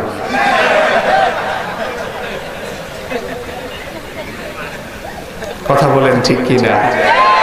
কি গরম গরম লেকচার মারি রে ভাই, মাইক পাইনি। কই নাস্তিকের বাচ্চারা, তা সাহস থাকলে সামনে আয়, দেখ আমরা টুপিওয়ালার গোষ্ঠী কেমনে পিছনের দিকে দৌড়ে। ঠিক না ভাই? ঠিক, এটাও ঠিক। ওই যে কইতেছে ঠিক। হুজুর ওয়াজের প্যান্ডেলও ঠিক, আবার ঢোলের বাড়িতেও ঠিক। সব জায়গায় ঠিক হলে হবে না, ঠিক হতে হবে এক জায়গায়, কোরআনের জন্য, ইসলামের জন্য, আল্লাহর জন্য। ঠিক কিনা বলুন? ঠিক কিনা বলুন? আমার ভাইরা, এই জন্য যুবকদের চরিত্রকে সংশোধন করা লাগবে। যদি যুবকদের চরিত্র ঠিক হয়ে যায়, সোনালী সমাজ গঠন করতে দেরি হবে না, দেরি হবে না। ঠিক কিনা? আমার ভাইরা, যুবকদের জন্য আল্লাহর নবীর মহব্বত কম ছিল না। আল্লাহর নবী বিশ্ব নবী, রহমতের নবী, যুবকদেরকে এতটাই মহব্বত করেছেন, এতটাই ভালোবেসেছেন পয়গম্বর। হাদিস শরীফের বর্ণনায় বিশ্ব নবী বলেন, নুসিরতু বিশাবাব, আমি রাসূলকে ইসলামের জন্য যুবকরা সাহায্য করেছি। কাফের বেঈমান মুনাফিকরা যখন আমি রাসূলকে আঘাত করেছে, আমার সাহাবায়ে কেরাম রুমাল হাতে নিয়ে আমি রাসূলের রক্তগুলো মুছে দিয়েছে। আমি রাসূলকে সামনে চলে গিয়েছে, কঠিন পরিস্থিতির সময় ডানে বামে আমার প্রাচীর হয়ে দাঁড়িয়েছে। যুবকরা আমাকে এত সাহায্য করেছে, যুবকরা এত সাহায্য করেছে, আল্লাহর নবী যুবকদের জন্য এত খুশি হলেন। ও বন্ধুগণ, যুবকরা রাসূলকে এত সাহায্য করেছেন, যুবকদেরকে আল্লাহর হাবিব এতটাই সম্মান করেছেন। তিরমিজি শরীফের বর্ণনায় হাদিস পাওয়া যায়, মুসলিম শরীফের বর্ণনায় হাদিসটা পাওয়া যায়। নবীজির একজন সাহাবী হযরতে জারীর রাদিয়াল্লাহু তাআলা নতুন মুসলমান হলেন। যুবক সাহাবী মুসলমান হওয়ার পরে বিশ্ব নবী রাহমাতুল লিল আলামিনের দরবারে আসলেন। আল্লাহর হাবিব বিশ্ব নবীকে সালাম প্রদান করলেন। রাসূলকে যখন সালাম দেয় জারীর, রহমতের নবী জারীরকে দেখার পরে বিশ্ব নবী রাহমাতুল লিল আলামিন নিজের পরনের চাদরটা বিছিয়ে দিয়া বলে, জারীর তুমি বসে যাও, বসে যাও, আমি নবীর চাদরে বসে যাও। চিল্লা বলেন আল্লাহু আকবার, আর জোরে চিল্লা বলেন আল্লাহু আকবার। এবং দুনিয়ার সকল প্রেসিডেন্টের চাদর যদি এক জায়গায় করা হয়, রাহমাতুল লিল আলামিনের চাদরের সমান মূল্য কখনোই হতে পারে না। দুনিয়ার সব প্রেসিডেন্টের গদি যদি এক জায়গায় করা হয়, বিশ্ব নবীর গদির সমান কখনোই হতে পারে না। হযরত জারীরের মতো যুবকের জন্য রাসূল চাদর বিছিয়ে দিল। রাসূলুল্লাহর সাহাবী, নতুন সাহাবী হযরত জারীর চাদর বিছানায় পাইয়া হযরত জারীর এত বেশি পরিমাণ আনন্দিত হয়, হযরত জারীর বিশ্ব নবীকে ডেকে বলেন, আকরামাকাল্লাহু কামা আকরামতানি ইয়া রাসূলুল্লাহ। হে আল্লাহর প্রিয় নবী, আপনি আমাকে যে সম্মান দেখালেন, এই সম্মান আমি পাইলাম, খুশি হয়ে গেলাম নবী। ইয়া রাসূলুল্লাহ, ইয়া হাবিবাল্লাহ, আপনার সম্মান পাইয়া খুশি হয়ে গেলাম, আপনার ইজ্জত দেখে খুশি হয়ে গেলাম। আপনার চাদরে বসা লাগবে না, আপনি আমাকে যেমন সম্মান দিয়েছেন, আল্লাহ আপনাকে তার চাইতে অনেক অনেক বেশি সম্মানিত করুক। জোরে জোরে চিল্লায়া বলেন আল্লাহু আকবার। আল্লাহর নবী যুবকের জন্য দোয়া করেছেন। ও বন্ধু, যুবকদেরকে দেখলে আল্লাহর হাবিব টেনে টেনে সামনে নিয়ে আসতে, যুবকদেরকে রাসূল এত পরিমাণ ভালোবাসতেন। হাদিস শরীফের বর্ণনায় পাওয়া যায়, বিশ্ব নবী রাহমাতুল লিল আলামিন মসজিদে নববীর পাশে দাঁড়ানো, রাসূলুল্লাহর জলিলুল কদর সাহাবী হযরত আবু বকর ওমর দাঁড়ানো। এমন সময় যুবক মসজিদে নববীর দেয়ালের সামনে দাঁড়ায় পেশাব করা শুরু করলেন। মসজিদে নববীর প্রতি মহব্বত সাহাবায়ে কেরামদের কত বেশি, কত বেশি, কত বেশি। জীবন দেওয়া যায়, তারপরে মসজিদে নববীর সম্মান নষ্ট করা যায় না। হযরত আবু বকর দাঁড়ায় আছেন, হযরত ওমর দাঁড়ায় দেখছেন। এখন যদি এমন ঘটনা আমার আপনার সামনে হতো, আগে আমরা বলতাম দুইটা থাপ্পড় পিঠে মেরে আসি, তারপরে যা হওয়ার হোক। কিন্তু নবীজি দাঁড়ায় আছেন, সাহাবীরা দাঁড়িয়ে আছেন, কিছু বলেন না, কিছু বলেন না। কারণ নবীজির সামনে সাহাবায়ে কেরাম কথা বলতে পারেন না। হযরত ওমর বলেন, রাসূল আমি একটু শায়েস্তা করে আসি। কারণ হযরত ওমরের মেজাজটা নরম না গরম। আরো আস্তে বলেন, নরম না গরম। হযরত ওমরের মেজাজটা এত গরম, এত গরম, ইসলামের বিরুদ্ধে যেই বেঈমান কথা বলেছে, সাথে সাথে তরবারিটা খাপ থেকে খুলে ফেলেছে। আমার বন্ধুগণ, আজকের বর্তমান জামানায় ওমরের বড় অভাব। যদি ওমরের মতো ওমর বর্তমান দুনিয়া দু চারজন থাকতো, ইসলাম নিয়ে, বিশ্ব নবীকে নিয়ে বেঈমান নাফরমানের বাচ্চারা এইভাবে বান্দামি করার সুযোগ কখনো পাইতো না, ঠিক কিনা? এই জন্য কবি হযরত ওমরের নামে প্রশংসা করেছেন, বড় সুন্দর করে কবি প্রশংসা করে গেছেন। দুনিয়ায়ে সাদাকত মে তেরা নাম রহেগা, দুনিয়ায়ে সাদাকত মে তেরা नाम रहेगा, सिद्दीक तेरा नाम से इस्लाम रहेगा, सिद्दीक तेरा नाम से इस्लाम रहेगा। दुनिया ये सियासत में तेरा नाम रहेगा, दुनिया ये सियासत में तेरा नाम रहेगा, उमर तेरा नाम से इस्लाम रहेगा, उमर तेरा नाम से इस्लाम रहेगा। दुनिया ये सखावत में तेरा नाम रहेगा, दुनिया ये सखावत में तेरा नाम रहेगा, उस्मान तेरा नाम से इस्लाम रहेगा, उस्मान तेरा नाम से इस्लाम रहेगा। दुनिया ये अदालत में तेरा नाम रहेगा, दुनिया ये अदालत में तेरा नाम रहेगा, अली तेरा नाम से इस्लाम रहेगा, अली तेरा नाम से इस्लाम रहेगा। तो खुदा दाओ अमाया उमर दारस दिल, तो खुदा दाओ अमाया उमर दारस दिल। अल्लाहु अकबर। হযরত ওমর বলে, নবী শায়েস্তা করে আসি, পারমিশন দেন।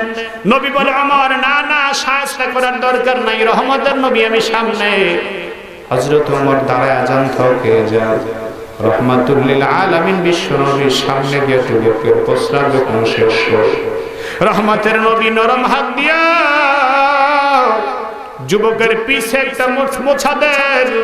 যুবক বিছানার দিকে তাকায় দেখেন বিশ্বনবী দাঁড়ানো। জিজ্ঞেস করে বলেন, যুবক তুমি কি জানো এটা কোন জায়গা? যুবক বলেন, হ্যাঁ জানি, এটা মসজিদে নববী। তুমি কি জানো আমি কে? বলে, হ্যাঁ আপনাকে চিনি, আপনি তো মুহাম্মদ রাসূলুল্লাহ সাল্লাল্লাহু আলাইহি ওয়াসাল্লাম। যুবক তুমি জানো এটা মসজিদে নববী, তারপরে পেশাব করলা। তুমি জানো আমি নবী মুহাম্মদ, তারপরে তুমি পেশাব করলা। যুবক বলে, রহমতের নবী আপনার ব্যাপারে এতদিন পর্যন্ত ভুল ধারণা আমি শুনেছি। আমার জাতির লোকেরা বলেছে আপনি নাকি সন্ত্রাসী, আপনি নাকি খারাপ মানুষ, আপনি নাকি অত্যাচারিত মানুষ।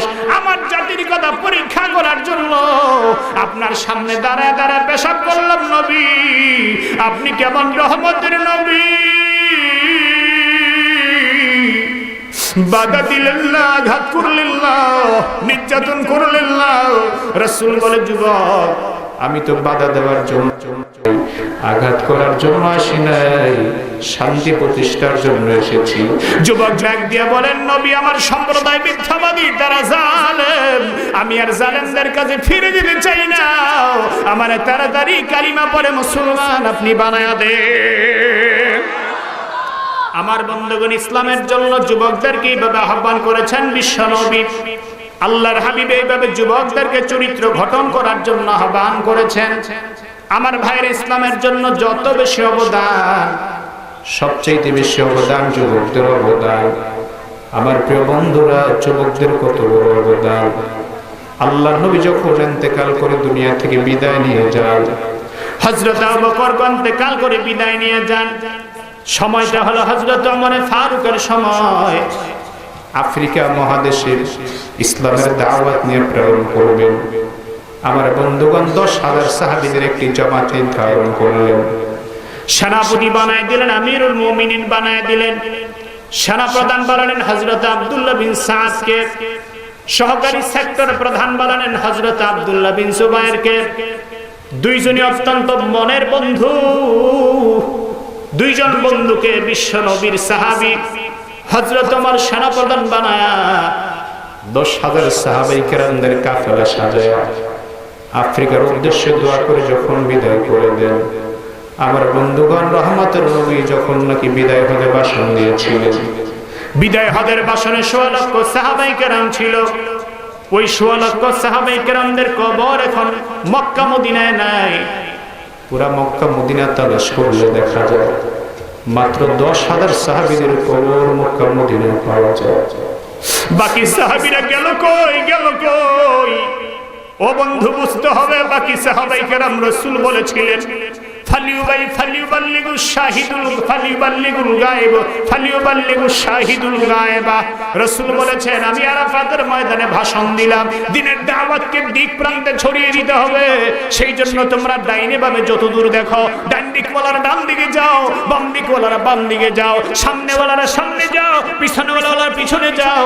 বাড়ির দিকে আর ফিরে যাওয়ার দরকার নাই। নবীর সাহাবায়ে কেরাম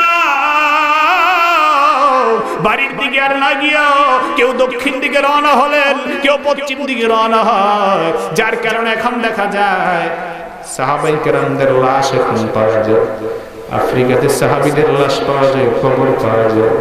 আবার বন্ধুগণ, বিশ্বের বিভিন্ন প্রান্তে সাহাবীদের লাশ আর কবর পাওয়া যায়। ওই যে 10,000 সাহাবী জান্নাতুল বাকিতে ঘুমাইছে, বাকি সাহাবায়ে কেরাম দিক প্রান্তে ছড়িয়ে গিয়েছেন ইসলামের জন্য। আর যুবক, এখন তুমি ইসলামের দাওয়াত পাইয়া, কালিমা পাইয়া শ্বশুর বাড়িতে বৈশা বৈশা আর আমি মুরগির রাম চাবা আর মনে করো আমি খাঁটি মুসলমান, খাঁটি মুসলমান। ও বন্ধু, কয় নাম্বারের মুসলমান? কেমন খাঁটি মুসলমান, একনিষ্ঠ মুসলমান? নবীর সাহাবীর জীবনীর সাথে আজকে জীবনীটাকে মিলাও, সাহাবায়ে কেরামদের আদর্শের সাথে আদর্শ মিলাও। 10,000 সাহাবায়ে কেরামদের কাফেলা সাজায়া আফ্রিকার উদ্দেশ্যে যখন রওনা হয়ে যায়, আফ্রিকাতে যখন চলে যায়, দাম্ভিক রাজা, অহংকারী রাজা, আফ্রিকার রাজা, যার নাম ছিল জার্জিস, এত অহংকারী ছিল, এত অহংকারী ছিল, ক্ষমতার বাহাদুরি অনেক বেশি ছিল। আমার বন্ধুগণ, ক্ষমতা কারোর জন্য চিরস্থায়ী নয়। আরো আসতে বলে। এ বন্ধু, আমেরিকার প্রেসিডেন্ট যদি হন, 2 টার্মের বেশি প্রেসিডেন্ট নির্বাচনে নির্বাচিত হতে পারবেন না। 10 বছর উপর আপনার ক্ষমতা নাই। ও বন্ধু, ক্ষমতার বাহাদুরি যারা বেশি করে, আমরা দেখেছি ইতিহাস প্রমাণ, ক্ষমতার বাহাদুরি যারাই করেছে 9 বছরের রাজা হইয়া 10 বছরের সাজা ভোগ করেছে। ও বন্ধু, ক্ষমতার বাহাদুরি যারা করেছে, আমার ভাইয়েরা, ক্ষমতার অপব্যবহার যারা করেছে, আমরা দেখেছি জোতার পিঠা তাদের কপালে লেগেছে। আরো আসতে বলেন ঠিক কিনা? জোতার পিঠা খাওয়ার পরে জিজ্ঞেস করা হলো, হাউ আর ইউ? কয়, দিস ইজ নাথিং। কত বড় বেয়াদব, জোতার পিঠা খাইয়েও বলে দিস ইজ নাথিং। আবার বন্ধুগণ, ক্ষমতার বাহাদুরি চিরস্থায়ী নয়, কারো জন্য নয়, ঠিক কিনা? ঘুম আসতেছে? অসুবিধা হচ্ছে? দাম্ভিক রাজা দার্জিস, আমার বন্ধুগণ, রাষ্ট্রটাকে এত সুন্দর করে সাজালেন, মনে মনে ভাবলেন কেউ তার রাষ্ট্র দখল করতে পারবে না। মুসলমানদের জমাত গিয়ে হাজির হয়ে যায়। মুসলমানদের জমাত বন জঙ্গল দিয়ে চলে যায়। জঙ্গল দিয়ে যখন যায়, বাঘগুলি তাকায় থাকে হা করে।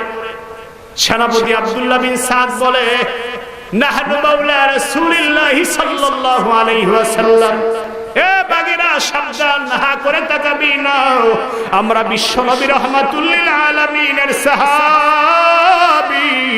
যেই মাত্র রাসূলের সাহাবীর পরিচয় পায়, বাঘ মাথাটা নিচু করে দেয়, লেজটা গোটা দিয়ে দিয়া জঙ্গল পরিষ্কার করে দেয়, রাস্তা দেখা দেয়, চিল্লায় বলেন আল্লাহু আকবার। এ মুসলমান, আমার কথায় তো, আপনার কথায় তো মশাও মরে না। নামাজে দাঁড়াইলে দেখা যায় মশা কামড়ায়, সহ্য হয় না। মশার কামড়ানি আমরা সহ্য করতে পারি না। সাহাবায়ে কেরাম বাঘদেরকে হুকুম দিয়েছেন, বাঘ জঙ্গল ছেড়ে পালিয়ে গেছে। তাদের মুখটা কত দামি, কত দামি, কত পাওয়ারি ওজন ছিল, কত পাওয়ারি মুখ তাদের ছিল। এখন বন্ধু, মুখাতে সত্য, আমাদের মুখের পাওয়ার যত বেশি, কবি আর গালি দেওয়া যায়। কথা বলেন ঠিক কিনা? গালি দেওয়ার জন্য মুখের পাওয়ার এখন বেড়ে গিয়েছে, হক কথা বলার জন্য, সত্য কথা বলার জন্য মুখের পাওয়ার বাড়ে নাই। সাহাবায়ে কেরামদের জামাত যখন জঙ্গল পার করে যায়, সাহাবায়ে কেরামদের যেখানে বিপদ সেখানেই পরিচয় দিয়েছেন, নাহনু মাওলা রাসূলিল্লাহি সাল্লাল্লাহু আলাইহি ওয়াসাল্লাম। পরিচয় দেওয়ার সাথে সাথেই দেখা যায় রাস্তা পরিষ্কার হয়ে যায়। আমার বন্ধুগণ, শুধু তাই নয়, সাহাবায়ে কেরামদের বরকতপূর্ণ জামাত যখন কোন নদীর ঘাট পাড়ি দিয়ে চলে যায়, যাওয়ার পরে নৌকাটা নদীতে ভাসে আসে। উদ্দেশ্য হলো, চলছি সামনে চলছি, পিছনে যাবো না। উদ্দেশ্য, সামনে চলবো, পিছনে চলবো না। মুসলমান জাতি সামনে চলতে শিখে, পিছনে যাইতে শিখে না। যুদ্ধের ময়দানে বুকটাকে সামনে আগায় দেয়, জীবন চলে যায়, তারপরে পিঠ দেখে যুদ্ধের ময়দান থেকে আসে না, ঠিক কিনা? মুসলমান জাতি সামনে যাওয়ার জাতি, পিছনে যাওয়ার জাতি নয়। সাহাবায়ে কেরামদের 10,000 জামাত যেতে যেতে আফ্রিকা মহাদেশে চলে গেল। রাজা দার্জিস খবর পেয়েছেন, ব্যাপারটা কি, কারা এসেছে? কয়, টুপিওয়ালার জামাত, পাগড়িওয়ালার জামাত। বলে, তারা আবার কারা? বলে, তারা আখির নবীর উম্মত, নবীর সাহাবী, মুসলমান। তারা মুসলমান যদি হয় তাহলে বেশি সময় লাগবে না, ধৈর্য ধরে একটা একটা জবাই করুন। কিছু দিয়ে সকালে নাস্তা করুন, কিছু দিয়ে বিকালে নাস্তা করুন। কত বড় সাহস বেঈমানের! মুসলমানে করছে, খাওয়ায় দুর্বল, শক্তিতে দুর্বল। জঙ্গল পাড়ি দিয়ে আসতে ইচ্ছা করলে মনে হয় খেয়ে ফেলতে পারবে। ওই বেঈমান জানে না 10,000-এর জামাত এমন জাতি জামাত, এমন জাতি জামাত, এই জামাতের সাথে বেয়াদবি যদি করা হয়, তাদেরকে খাইতে একটা মুহূর্ত সময় দেরি হবে না। এ বেঈমান মুসলমানদেরকে তোমরা কি মনে করেছ? আমার বন্ধুগণ, 10,000-এর জামাত তার চোখে লাগে না। আমার সৈন্য বাহিনীর অভাব নাই, 1 লক্ষ সেনাবাহিনী আমার আছে, যুদ্ধাস্ত্র আছে, সরঞ্জাম আছে। তাদের তো কোনো যুদ্ধাস্ত্র নাই, তাদের ঘোড়া নাই, তাদের কোনো উট নাই, তাদের কোনো যানবাহন নাই। কিভাবে তারা জিহাদ করবে, যুদ্ধ করবে? সুতরাং ক্ষমতা থাকলে তাদেরকে বড় সামনে আসবে। মুসলমান তো রক্তপাত চায় না, মুসলমানরা সবসময় শান্তি চায়। ইতিহাস বিকৃত করবা না, ইতিহাস নষ্ট করবা না। মুসলমানরা সব সময় শান্তির প্রত্যাশী, আমরা কখনো খারাপ পরিবেশ চাই না, ঠিক কিনা? জোরে বলো ঠিক কিনা? আমার বন্ধুগণ, মুসলমানরা শান্তি চায়। এই জন্য সাহাবায়ে কেরামদের জামাত চিঠি পাঠালো, আদউকা বিদাওয়াতিল ইসলাম কুলু লা ইলাহা ইল্লাল্লাহ মুহাম্মাদুর রাসূলুল্লাহ। যখন নাকি ইসলামের দাওয়াত দিল, কালিমার দাওয়াত দিল, দাওয়াতটা পাওয়ার পরে মেজাজ গরম হয়ে গেল, চিঠিটা ছেড়ে ফেললো আর বলল, কত বড় সাহস বেঈমানদের, আমাকে আমার মূর্তির গোলামি বাদ দিয়া আল্লাহর গোলামি করতে বলে। আল্লাহর গোলামি তো করবই না, সাহস থাকলে সামনে আগাইতে বল। মুসলমানদের জামাতকে সামনে আসার জন্য বলা হয়। মুসলমানের জামাত সামনে যায়, বিশাল ময়দানে যুদ্ধ হবে মুসলমানদের সাথে। 1 লক্ষ সৈন্য বাহিনী নিয়ে অহংকার করে সামনে আসে, মুসলমানরা মাত্র 10,000। যুদ্ধের ক্ষেত্রে সৈন্য বাহিনী দিয়ে জিহাদ হয় না, বিজয় হয় না। আসলে কৌশল দিয়ে যুদ্ধের ময়দানে বিজয় হয়। বিজয়টা তো কপালে লেখা থাকতে হবে। যদি আল্লাহ লিখে দেয়, যুদ্ধের ময়দানের বিজয় কেউ কেড়ে নিতে পারবে না। আবার বন্ধুগণ, 10,000 সাহাবীদের জামাত সামনে যায়, যুদ্ধের ময়দানে প্রথম দাওয়াত দিল, তোমরা কালিমা পড়ে মুসলমান হও। ওরা বলল, কিসের কালিমা? পারলে তোমরা আক্রমণ করো আমাদেরকে। আক্রমণ শুরু হয়ে গেল, যুদ্ধ শুরু হয়ে গেল, তুমুল লড়াই শুরু হলো। মুসলমানের সাথে কাফেরের রক্ত পড়াপড়ি শুরু হলো, কল্লা কাটাকাটি শুরু হলো, হাত কাটা পা কাটা, আত্মচিৎকার বেশি আসতে লাগলো, সম্মুখ মানে জিহাদ চলতে লাগলো। এই জিহাদের কঠিন অবস্থায় যখন রূপরেখা নিল, এমন সময় খ্রিস্টানদের পক্ষ থেকে জার্জিসের সেনাপ্রধান যিনি ছিলেন, জার্জিসের প্রধান উপদেষ্টা যিনি ছিলেন, তিনি বললেন, আপনি ঘোষণা করে দেন মুসলমানদের মনোবল নষ্ট করার জন্য। মুসলমানদের যিনি সেনাপ্রধান, সেনাপ্রধানের কল্লা যে কাটতে পারবে, আপনার সুন্দরী মেয়ে হেলেনকে তার কাছে বিয়ে দিবেন, আর আপনার রাষ্ট্রের অর্ধেকটাকে দিয়ে দিবে। এমন ঘোষণা আপনি দিয়ে দেন যে মুসলমানের সেনাপ্রধানকে মারা যায়, যুদ্ধের ময়দান থেকে তারা পালাবে, বিজয় সুনিশ্চিত আপনার হবে, তারা বিজয় পাবে না। এমন ঘোষণা যখন সময় দেওয়া হলো, জার্জিসের অত্যন্ত মনোভূত হলো। অনেক উঁচুতে ঘোড়া থেকে আওয়াজ দিল, হে আমার যুদ্ধের ময়দানের সেনাপ্রধানরা শোনো, যদি তোমরা মুসলমানের সেনাপ্রধানের কল্যাণ দিতে পারো, আমি ঘোষণা দিলাম একমাত্র সুন্দরী মেয়ে আমি তার কাছে বিয়ে দিব, রাষ্ট্রের অর্ধেকটার প্রধান তাকে বানায় দিব। পারলে সাহস থাকলে তুমি আমার মনের আশাটা পূরণ করে দাও, মুসলমানদের পরাজয়টা নিশ্চিত করে দাও। মুসলমানদের কানেও সেই ঘোষণাটা চলে গেল।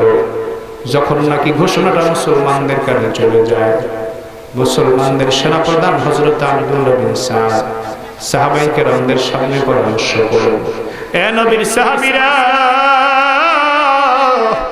এমন কঠিন পরিস্থিতিতে বললাম, বলেন আপনারা কি করা যায়? এক একজন সাহাবী এক এক পরামর্শ দেয়, কিন্তু যিনি সেক্টর কমান্ডার, যিনি নায়েবে আমির সিপাহ সালার হযরত আব্দুল্লাহ বিন জুবাইর পরামর্শ দিয়ে বলেন, আপনি পাল্টা ঘোষণা দিয়ে বলেন মুসলমানদের মধ্যে যেই ব্যক্তি নাকি পারবে রাজা জার্জিসের কল্লাটাকে কেটে ফেলতে, আপনি ঘোষণা দিয়ে দেন ওই মেয়ে হেলেনকে তার কাছে বিয়ে দেওয়া হবে এবং 20,000 স্বর্ণমুদ্রা তাকে পুরস্কার দেওয়া হবে। পরামর্শটা তার যখন পছন্দ হয়ে গেল, হযরত আব্দুল্লাহ বিন সাদ পরামর্শটা শোনার পরে উচ্চ কণ্ঠে আওয়াজ দিয়ে বললেন, নবীর সাহাবীরা আপনারা শুনে নিন, যারা নাকি আজকের এই ময়দানে রাজা জার্জিসের কল্লাকে কেটে ফেলতে পারবেন, রাজা জার্জিসের মেয়ে হেলেনকে তার কাছে বিয়ে দেওয়া হবে, এমনকি শুধু তাই নয়, 20,000 স্বর্ণমুদ্রা পুরস্কার দেওয়া হবে। যেহেতু রাষ্ট্র ক্ষমতার মালিক আমি নই, 20,000 স্বর্ণমুদ্রা সালতানাত থেকে দিয়ে দেওয়া হবে। ঘোষণা দেওয়ার পরে মুসলমানদের মধ্যে চেতনা আরো বেড়ে গেল, খ্রিস্টানদের মধ্যে চেতনা আরো বেশি পরিমাণ বেড়ে গেল। তুমুল লড়াই শুরু হলো, দুই পক্ষের মধ্যে কঠিন লড়াই। দুই পক্ষের লড়াইয়ের মাঝখানে দেখা যায় হঠাৎ করে আল্লাহু আকবারের ধ্বনি ভেসে আসে। আল্লাহু আকবার জোরে বলুন, আরো জোরে চিল্লায় বলেন আল্লাহু আকবার। আল্লাহু আকবারের ধ্বনি ভেসে আছে। মুসলমানদের মধ্যে একদল জবাব দিয়ে বলে, উচ্চ কণ্ঠে আওয়াজ দিয়ে বলে, খ্রিস্টানদের সেনাপ্রধান জার্জিস হত্যা করা হয়েছে, তাকে মারা হয়েছে, গোড়া থেকে কেটে ফেলা হয়েছে, জার্জিসের কল্লাটাকে খণ্ডিত করে উপর থেকে উঠাইয়া যখন নাকি উপর থেকে কল্লাটাকে ছেড়ে দেওয়া হয়, সমস্ত ময়দানের সব সেনাপ্রধানরা সৈনিকেরা বুঝতে পারল খ্রিস্টানদের রাজা জার্জিস মারা গেল। যেই মাত্র খবরটা ছড়ায় যায়, খ্রিস্টান সৈন্য বাহিনী যখন পিছু হতে লাগলো, মুসলমানরা তাদেরকে বন্দী করতে লাগলো, এক জায়গায় বন্দী করলো, জমা করলো, বিজয় মুসলমানদের হয়ে গেল। আল্লাহু আকবার বলুন। আমার ভাইয়েরা, বিজয় দেওয়ার মালিক কে? আর জোরে বলেন কে? আমার ভাইয়েরা, মুসলমানদের বিজয় যেই মাত্র মুসলমানদের বিজয় হয়ে যায়, বিজয় হয়ে যাওয়ার পর সাহাবায়ে কেরামদেরকে নিয়ে বসলেন সেনাপতি আব্দুল্লাহ বিন সাদ রাদিয়াল্লাহু তাআলা। একটা বিষয়ের প্রশ্নের খোঁজার জন্য, সমাধান খোঁজার জন্য তিনি বসলেন। যুদ্ধ হলো, এত বিশাল জিহাদের ময়দানে যুদ্ধ হলো। এই জিহাদের ময়দানে কে জার্জিসকে হত্যা করলো কেউ স্বীকার করতেছে না। হযরত আব্দুল্লাহ বিন সাদ সাহাবায়ে কেরামদের বিশাল জামাত নিয়ে বসলেন। সাহাবায়ে কেরামদেরকে ডাক দিয়ে বলেন, নবীর সাহাবীরা, আপনারা তো মিথ্যা কথা বলেন না, সব সময় আপনারা সত্য কথা বলেন। বলেন সাহাবীরা, কে রাজা জার্জিসকে হত্যা করেছে আপনারা বলুন। মুসলমানদের মধ্যে একজনও দাঁড়ায় না, একজনও জবাব দেয় না। কে হত্যা করেছে বিন্দু পরিমাণ সারা নাই, কোনো শব্দ নাই। সাহাবায়ে কেরাম পিনবদন নীরব, কোনো আওয়াজ নাই, কোনো শব্দ নাই। আমার ভাইরা, এত বড় পুরস্কারের ঘোষণা কে না নিতে চায়, কে না নিতে চায়, কিন্তু কেউ দাঁড়ায় না, কোনো কথা নাই। হযরত আব্দুল্লাহ বিন সাদ বড় চিন্তায় পড়ে গেলেন, ব্যাপারটা কি? এত বড় পুরস্কারের ঘোষণা কেউ নিতে চায় না, কেউ কথা বলে না। হযরত আব্দুল্লাহ বিন সাদের মাথায় একটা চিন্তা আসলো। সব সাহাবীদেরকে তিনি লাইন ধরে বসালেন, আর হেলেনকে ডেকে বললেন, হে মেয়ে, আপনি এদিকে আসেন। আপনার বাবাকে যখন হত্যা করা হয় আপনি সামনে ছিলেন। বলে হ্যাঁ। আপনি কি দেখেছেন তার চেহারা? বলে হ্যাঁ, দেখেছি। আমি ভালো করেই চিনি আমার বাবার ঘাতক কে। তাহলে তুমি তাকাও, বলো বলো, কে তোমার বাবার খুনি? হেলেন সব সাহাবীদের চেহারার দিকে তাকায়, কিন্তু বলতে পারে না। আসল খুনি তো এখনো প্রকাশ হয় না। আসল বাস্তব খুনি যিনি, তিনি কিন্তু আড়াল হয়ে গেছে। আবার বন্ধুগণ, সাহাবীদেরকে যখন একসাথে বসানো হয়, এবং হযরত আব্দুল্লাহ বিন সাদ চিন্তায় পড়লেন কি করা যায়। হযরত আব্দুল্লাহ বিন সাদ বলেন, সবার সামনে সামনে সিরিয়ালে বসে সবার সামনে সামনে যখন যায়, সবার চেহারার দিকে তাকানো হয়। মাঝখানে যখন চলে যায়, মাঝখানের সারিতে যাবে, মাঝখান থেকে পিছনের সারির দিকে তাকায়, পিছনের সারির দিকে তাকায় দেখে একজন সাহাবী রুমাল দিয়ে চেহারাটা ঢাইকে বসা। ওই সাহাবীর চেহারাটা পরিষ্কার দেখা যায় না। হযরত আব্দুল্লাহ বিন সাদ তাকিয়ে আছেন, মেয়েও ভালো করে তাকায়। কে যুবক তুমি? যুবক, চেহারাটা তুমি উঠাও, রুমালটা সরাও। যখন নাকি রুমালটা সরাই, তাকায় দেখে অন্য কোন সাহাবী না। হযরত আব্দুল্লাহ বিন জুবায়ের মাথা নিচু করে দিয়ে বসে বসে কাঁদছে। মেয়েটাকে বলে, হে মহান সেনাপতি, এই তো আমার বাবার খুনি আব্দুল্লাহ বিন জুবায়ের। যুবক, তোমার নাম কি? আব্দুল্লাহ বিন জুবায়ের। বলে, হ্যাঁ, আমার বাবার খুনি আব্দুল্লাহ বিন জুবায়ের, সে আমার বাবারে হত্যা করেছে। হযরত আব্দুল্লাহ বিন সাদ মারহাবা মারহাবা বলে উঠলেন, আর বললেন, দাঁড়ান আব্দুল্লাহ বিন জুবায়ের, এত বড় পুরস্কারের ঘোষণা আপনার দেওয়ার ঘোষণা কেন আপনি দিয়ে? মাথা নিচু করে বসা আছেন, চোখের পরে কেন ছেড়ে কাঁদে? ডাক দিয়ে বলে, মহান সেনাপতি গো, যদি জানতাম, আমি ঘোষণা দিলাম, পরামর্শ দিলাম, আমার পরামর্শ আমি দিলাম, আর যদি জানতাম আমার হাতে জার্জিস হত্যা হবে, আমি কোনোদিন এমন পরামর্শ দিতাম না। আমি কেন এমন পরামর্শ দিলাম? ব্যাপার কি, যদি আপনি পুরস্কার পাইতে চান, পুরস্কার নেন, আপনার বাধা নেই কি? হযরত আব্দুল্লাহ বিন জুবাইর ডাক দিয়ে বলেন, সেনাপতি আপনি জানেন না যদি আমি ঘোষণা দিয়া পুরস্কারের কথা বললাম, আমি হত্যা করে যদি পুরস্কার নেই, ইতিহাস বলবে মুসলমানরা লোভী, লোভের জন্য জিহাদ করেছে, লোভের জন্য যুদ্ধ করেছে। আমি তো লোভের জন্য জিহাদ করি নাই, যুদ্ধ করি নাই, আমি জিহাদ করেছি, যুদ্ধ করেছি একমাত্র মহান মালিক আল্লাহর সন্তুষ্টি পাওয়ার জন্য। আমার বন্ধুগণ, হযরত আব্দুল্লাহ বিন সাদ বলে আপনার পুরস্কার আপনি নেন। আব্দুল্লাহ বিন জুবাইর বলে না, নিব না। আমার বন্ধুগণ, সুন্দর মেয়ে পাইয়া সুন্দর মেয়ে নিতে চায় না। মেয়েটা দাঁড়ায় দাঁড়ায় দেখে অবস্থাটা কেমন। খ্রিস্টানরা তো মেয়ের পাগল, টাকার পাগল, আর এটা কেমন যুবক, সম্পদ নিতে চায় না, পুরস্কারও নিতে চায় না, মেয়েও নিতে চায় না, কেমন চরিত্র গঠন করেছে যুবক। ডাক দিয়া বলে, যুবক এমন সুন্দর চরিত্র কোথায় পাইলা? হযরত আব্দুল্লাহ বিন জুবাইর বলে, এমন সুন্দর চরিত্র পাইলাম বিশ্বনবীর কাছ থেকে, কোরআন থেকে এত সুন্দর চরিত্র পাইলাম, হাদিস থেকে এত সুন্দর চরিত্র পাইলাম। লোভের বশবর্তী হয়ে মুসলমানরা জিহাদ করে না, লোভের বশবর্তী হয়ে মুসলমানরা যুদ্ধ করে না। যখন নাকি ঘোষণা দেওয়া হয়, মেয়েটা সঙ্গে সঙ্গে ডেকে বলে যে ইসলাম এত সুন্দর, এত সুন্দর, আমি আর কুফরি ধর্মে থাকতে চাই না, আমি কালিমা পড়ে মুসলমান হয়ে যেতে চাই। চিল্লায় জোরে জোরে বলুন আল্লাহু আকবার। এ বন্ধুগণ, মুসলমানরা তো জিহাদ করে, ধর্ম মুসলমানরা তো ত্যাগ দেয়, জীবন দেয় শুধু আল্লাহর জন্য, অন্য কারোর জন্য নয়। মুসলমানদের জীবন তো শুধু আল্লাহর জন্য, মুসলমানের সম্পদ তো শুধু আল্লাহর জন্য। এই জন্য দুনিয়ার লোভ দেখাইলো ঈমান কিনা যায় না, সম্পদের লোভ দেখাইলো ঈমান কিনা যায় না।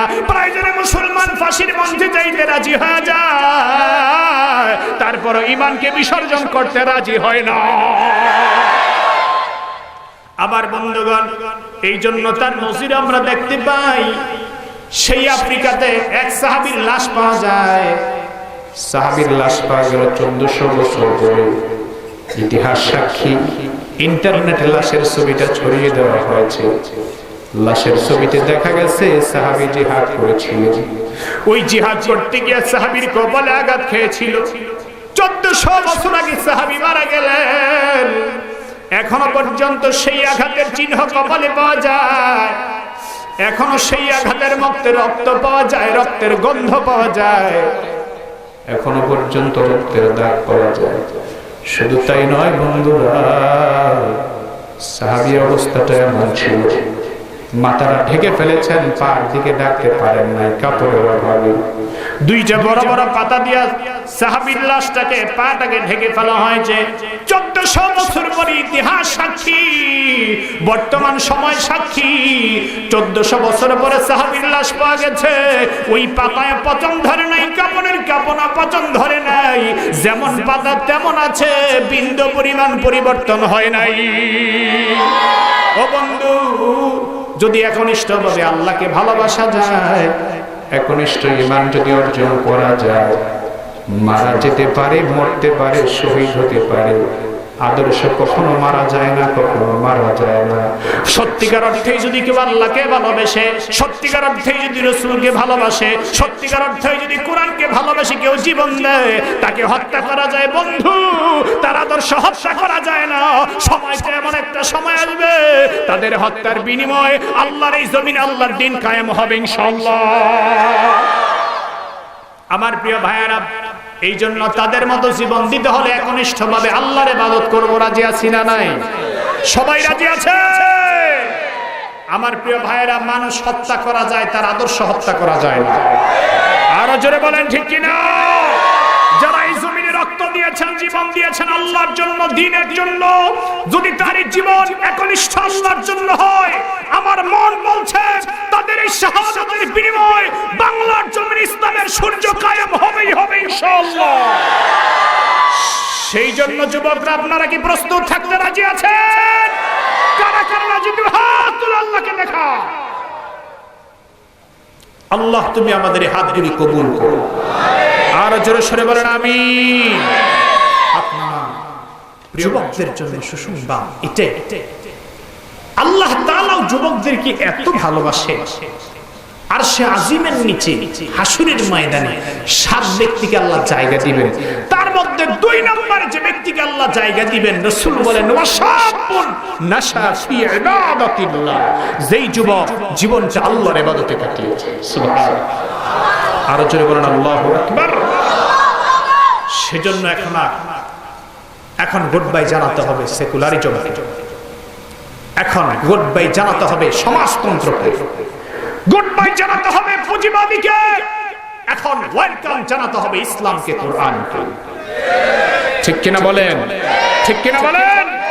যুবক বন্ধুরা, অশ্লীলতা পরিহার করে আল্লাহর খাঁটি গোলাম হয়ে যান, চরিত্র সংশোধন করুন, অশ্লীল বেহাপনার জীবন পরিত্যাগ করুন, খারাপ জীবন পরিত্যাগ করে খাঁটি মুসলিম হওয়ার চেষ্টা করুন। আল্লাহ তৌফিক দেন। আমিন। পৃথিবীতে আজকে আপনারা বলতে পারেন হুজুর, আফগানিস্তানে না হয় মুসলমান মরে, আমাদের কি? পাকিস্তানে মুসলমান মরে, আমাদের কি? ইরাকে মুসলিম মরে, আমাদের কি? এটা আপনারা বলতে পারেন হয়তো। আমার প্রিয় ভাইরা, একজন মুসলমানের মরার কারণে, হত্যার কারণে যদি আপনার কলিজা না কাঁপে, বুঝবেন আপনি এখনো খাঁটি মুমিন হতে পারেন না। ঠিক কিনা বলেন? ঠিক কিনা বলেন? কারণ বিশ্বনবী বলেছেন আল মুমিনুনা কারাজুলিন ওয়াহিদিন ইন ইশতাকা আইনুহু ইশতাকা কুল্লুহু ওয়া ইন ইশতাকা রাসুহু ইশতাকা কুল্লুহু। রাসূল বলেন গোটা বিশ্বের সব মুসলমান একটি দেহের মতো, একটি বডির মতো। যেমন নাকি চোখে ব্যথা লাগলে তার পুরো শরীর ব্যথিত হয়, হাত কেটে গেলে পুরো শরীর ব্যথিত হয়, পা কেটে গেলে পুরো শরীর ব্যথিত হয়, মাথা কেটে গেলে পুরো শরীর ব্যথায় জর্জরিত হয়। সুতরাং বিশ্বের যেই প্রান্তে একজন মুসলমান আঘাতপ্রাপ্ত হবে, অন্য প্রান্তের মুসলমান যত মাইল দূরে থাকুক, যত হাজার কোটি মাইল দূরে থাকুক, ব্যথায় ব্যথিত হতেই হবে। ঠিক কিনা জোরে বলেন? ঠিক কিনা জোরে বলেন?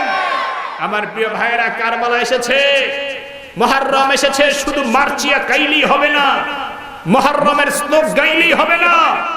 আমার ভাইয়েরা, পিছের মধ্যে শুধুমাত্র ছুরির আঘাত দিলেই হবে না, মুহররমের শিক্ষা নিতে হবে। ইসলাম জিন্দা হতা হয় হর কারবালা কে বাদ। বর্তমান সবাই কারবালার পরিস্থিতি বিরাজ করছে। এই সময় প্রত্যেকটা যুবককে ইমাম হুসাইনের মতো সাহসী যুবক হতে হবে। কি রাজি আছেন আপনারা? প্রিয় ভাইয়ের আমার, যদি হতে পারে মুসলিম নিধন বন্ধ হবে, ইসলাম বিজয় হবে ইনশাআল্লাহ। জোরে বলুন ইনশাআল্লাহ। আমার প্রিয় ভাইয়েরা, মুসলমান একটা বড়ির মতো, যেটা কবি মহিব খান জাগ্রত কবি সুন্দর করে তার কণ্ঠে বলেছেন, বন্ধু তোমার হাত কেটে গেলে ব্যথা হয় কেন বুকে, বন্ধু তোমার পা কেটে গেলে জল আসে কেন চোখে, বন্ধু তোমার হাত কেটে গেলে ব্যথা হয় কেন বুকে, বন্ধু তোমার পা ভেঙে গেলে জল আসে কেন চোখে, বন্ধু তোমার ভাই মরে গেলে তুমি কাঁদো কোন দুঃখে, বন্ধু তোমার ঘর পড়ে গেলে তো ভেঙে পড়ো কোন সুখে, বলবে আমায় পাগল তুমি কি বোঝো না সহজ কথা, যে কোনো অঙ্গে আঘাত পেলে যে সারা দেহে করে ব্যথা, শিরায় শিরায় রক্ত ধারায় মিশে যায় যন্ত্রণা, প্রকৃতির এই শাসন বিধান তুমি কেন বুঝলে না, ওগো বন্ধু আমার আসল কথাটা তাহলে এবার শোনো, সারা দুনিয়ায় মুসলমানের ভেদাভেদ নাই কোনো,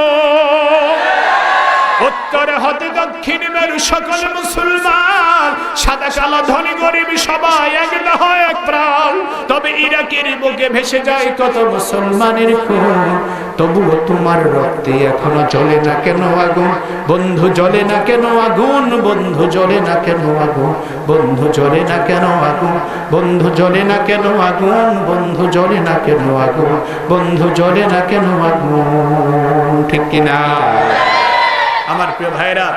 সেজন্য আজকের এই সামিয়ার পাড়া সমাজ কল্যাণ সংস্থার উদ্যোগে আয়োজিত মাহফিল থেকে আহ্বান জানাবো, আমরা প্রত্যেকটা যুবক ইমাম হোসেন রাদিয়াল্লাহু তাআলার চরিত্রে চরিত্রবান হব, হযরত আব্দুল্লাহ বিন জুবাইরের মত চরিত্রে চরিত্রবান হব, আব্দুল্লাহ বিন সাদের চরিত্রে চরিত্রবান হব। আল্লাহ আমাদেরকে তৌফিক দিক, বলেন আমিন। জোরে বলেন আমিন। সুতরাং মদ গাজার দিকে নয়, কোরআনের দিকে আসবো, কোরআনকে মহব্বত করব, ভালোবাসবো। রাজি আছি তো ইনশাআল্লাহ? 5 ওয়াক্ত নামাজ কায়েম করব, রাজি আছি তো ইনশাআল্লাহ? আল্লাহ আমাদেরকে নামাজ কায়েমকারী বলে কবুল করুন, বলেন আমিন। প্রিয় ভাইয়ের, আজকের মাহফিল দেখে আপনারা খুশি না বেজার? এই মাহফিল কি চলবে নাকি বন্ধ হবে? চলবে নাকি বন্ধ হবে? মাহফিলের পক্ষে আছেন আপনারা? সুতরাং যে যুবকরা এই মাহফিলের আয়োজন করেছে তার জন্য আমরা প্রাণ ভরে দোয়া করব আল্লাহ তাআলার জন্য। এরা যুবক, এদের আন্তরিকতা, মহব্বত আমাকে অনেক বেশি অনুপ্রাণিত করেছে। তাদের আচরণ অনেক বেশি খুশি হয়েছে। মেহমান যদি খুশি হয় দোয়া করে আল্লাহ সে দোয়া কবুল করে। তাদের জন্য দোয়া করছি মনে প্রাণে, আল্লাহ তাদেরকে দুনিয়া আখিরাতের সফলতা দান করুন। জোরে বলেন আমিন। আমার ভাইয়েরা, দোয়া চাওয়া হয়েছে গোটা বিশ্বের সকল মুসলিমের জন্য এবং এই সংগঠনের সকল সদস্যদের জন্য দোয়া চাওয়া হয়েছে। প্রবাসী ভাইয়েরা অনেকে সহযোগিতা করেছেন, তাদের জন্য দোয়া চাওয়া হয়েছে। এই সংগঠনের প্রতিষ্ঠাতা, সংগঠনের উপদেষ্টা মোহাম্মদ নুরুল নবী অসুস্থ, তার জন্য দোয়া চাওয়া হয়েছে। আল্লাহ তাআলা যেন শাফায়ে কামিল আজর নসিব করেন, আমিন। মা বোনদের জন্য দোয়া চাওয়া হয়েছে। আজকে তো মা বোনদের কথা বলতে পারলাম না, আমার আগের বক্তা বলছেন, সেজন্য আর কিছু বললাম না। এলাকাবাসীর জন্য, সংগঠনের ক্রীড়া সম্পাদকের জন্য দোয়া চাওয়া হয়েছে। তার আম্মা অসুস্থ, মার সুস্থতা কামনায় দোয়া চাওয়া হয়েছে। দেশের জন্য, আমাদের প্রিয় ভূমি বাংলাদেশের জন্য আমরা দোয়া করব এবং আল্লাহ তাআলা যেন আমাদের সবাইকে সত্যিকার দিন কায়েমকারী হিসেবে কবুল করেন, বলেন আমিন। আমার ভাইয়েরা, কথাবার্তা যা বললাম কেউ কষ্ট পেয়েছেন নাকি? আঘাত পেয়েছেন? আসলে কাউকে কষ্ট দেওয়ার জন্য কথা বলা নয়, সত্যিকার একনিষ্ঠ মুসলমান হওয়ার জন্যই দিনের পিছনে রাত নাই দিন নেই মেহনত আর পরিশ্রম। আল্লাহ তাআলা যেন পরিশ্রমকে কবুল করেন, কামিয়াব করেন। গতকাল মাহফিল শেষ করে সময় পাইনি, সুযোগ পাইনি, তেমন ঘুমানোর জন্য সুযোগ ছিল না।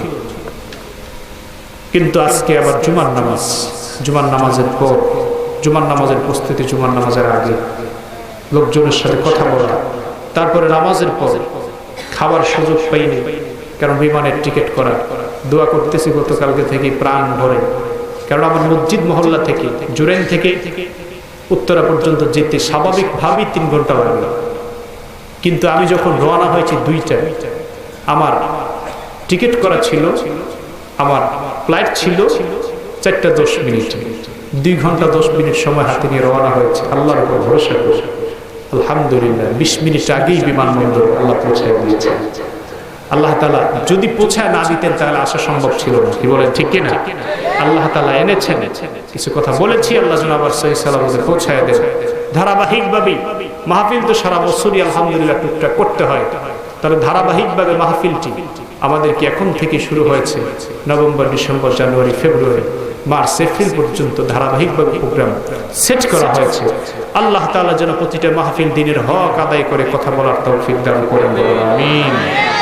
সবাই সূরা ফাতিহা একবার, সূরা ইখলাস 3 বার পড়ুন। আউযু বিল্লাহি মিনাশ শাইতানির রাজিম।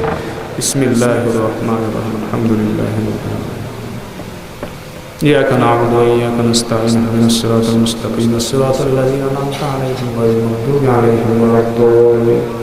بسم الله الرحمن الرحيم. قل هو الله أحد الله الصمد لم يلد ولم يولد ولم يكن له كفوا أحد. بسم الله الرحمن الرحيم. قل هو الله أحد الله الصمد لم يلد ولم يولد ولم يكن له كفوا أحد. بسم الله الرحمن الرحيم. قل هو الله أحد الله الصمد لم يلد ولم يولد ولم يكن له كفوا أحد. اللهم صل على محمد وعلى آل محمد كما صليت على إبراهيم وعلى آل إبراهيم إنك حميد مجيد.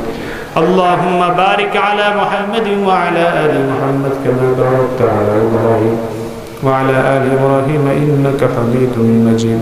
أستغفر الله ربي من كل ذنب وأتوب إليه. لا حول ولا قوة إلا بالله العلي العظيم. اللهم آمين. الحمد لله رب العالمين والصلاة والسلام على أشرف الأنبياء والمرسلين وعلى آله وأصحابه أجمعين. ربنا ظلمنا أنفسنا وإن لم تغفر لنا وترحمنا لنكونن من الخاسرين. ربنا آتنا في الدنيا حسنة وفي الآخرة حسنة وقنا عذاب النار. ربنا هب لنا من أزواجنا وذرياتنا قرة أعين واجعلنا للمتقين إماما رب ارحمهما كما ربياني صغيرا رب ارحمهما كما ربياني صغيرا أي الله تعالى رب العالمين তাকা দেখো রাত গভীর হয়ে গেছে আল্লাহ তোমার কোরআন প্রেমিক বান্দাগুলি গভীর রাত পর্যন্ত বসে বসে কোরআনের কথা বলে শুনেছে রব্বুল আলামিন জীবনের গুনাহের কথাগুলি স্মরণ করে দিয়া মুনাজাতে এতিমের মতো ভিক্ষুকের মতো দুটি হাত তুলেছে ওদের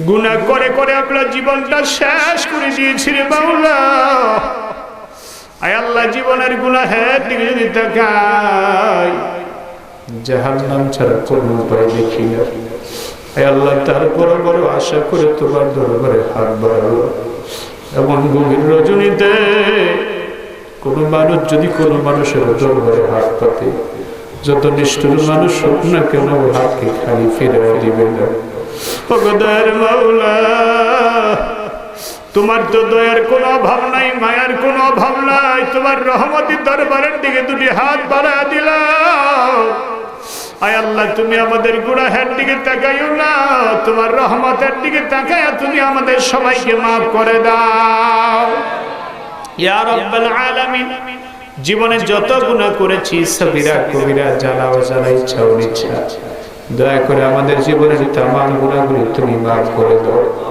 ইয়া রাব্বাল আলামিন হাসরের কঠিন ময়দানে যেদিন কায়েম হবে লক্ষ লক্ষ মানুষের সামনে তুমি জাহান্নামের আসামি বলে ডাক দিও না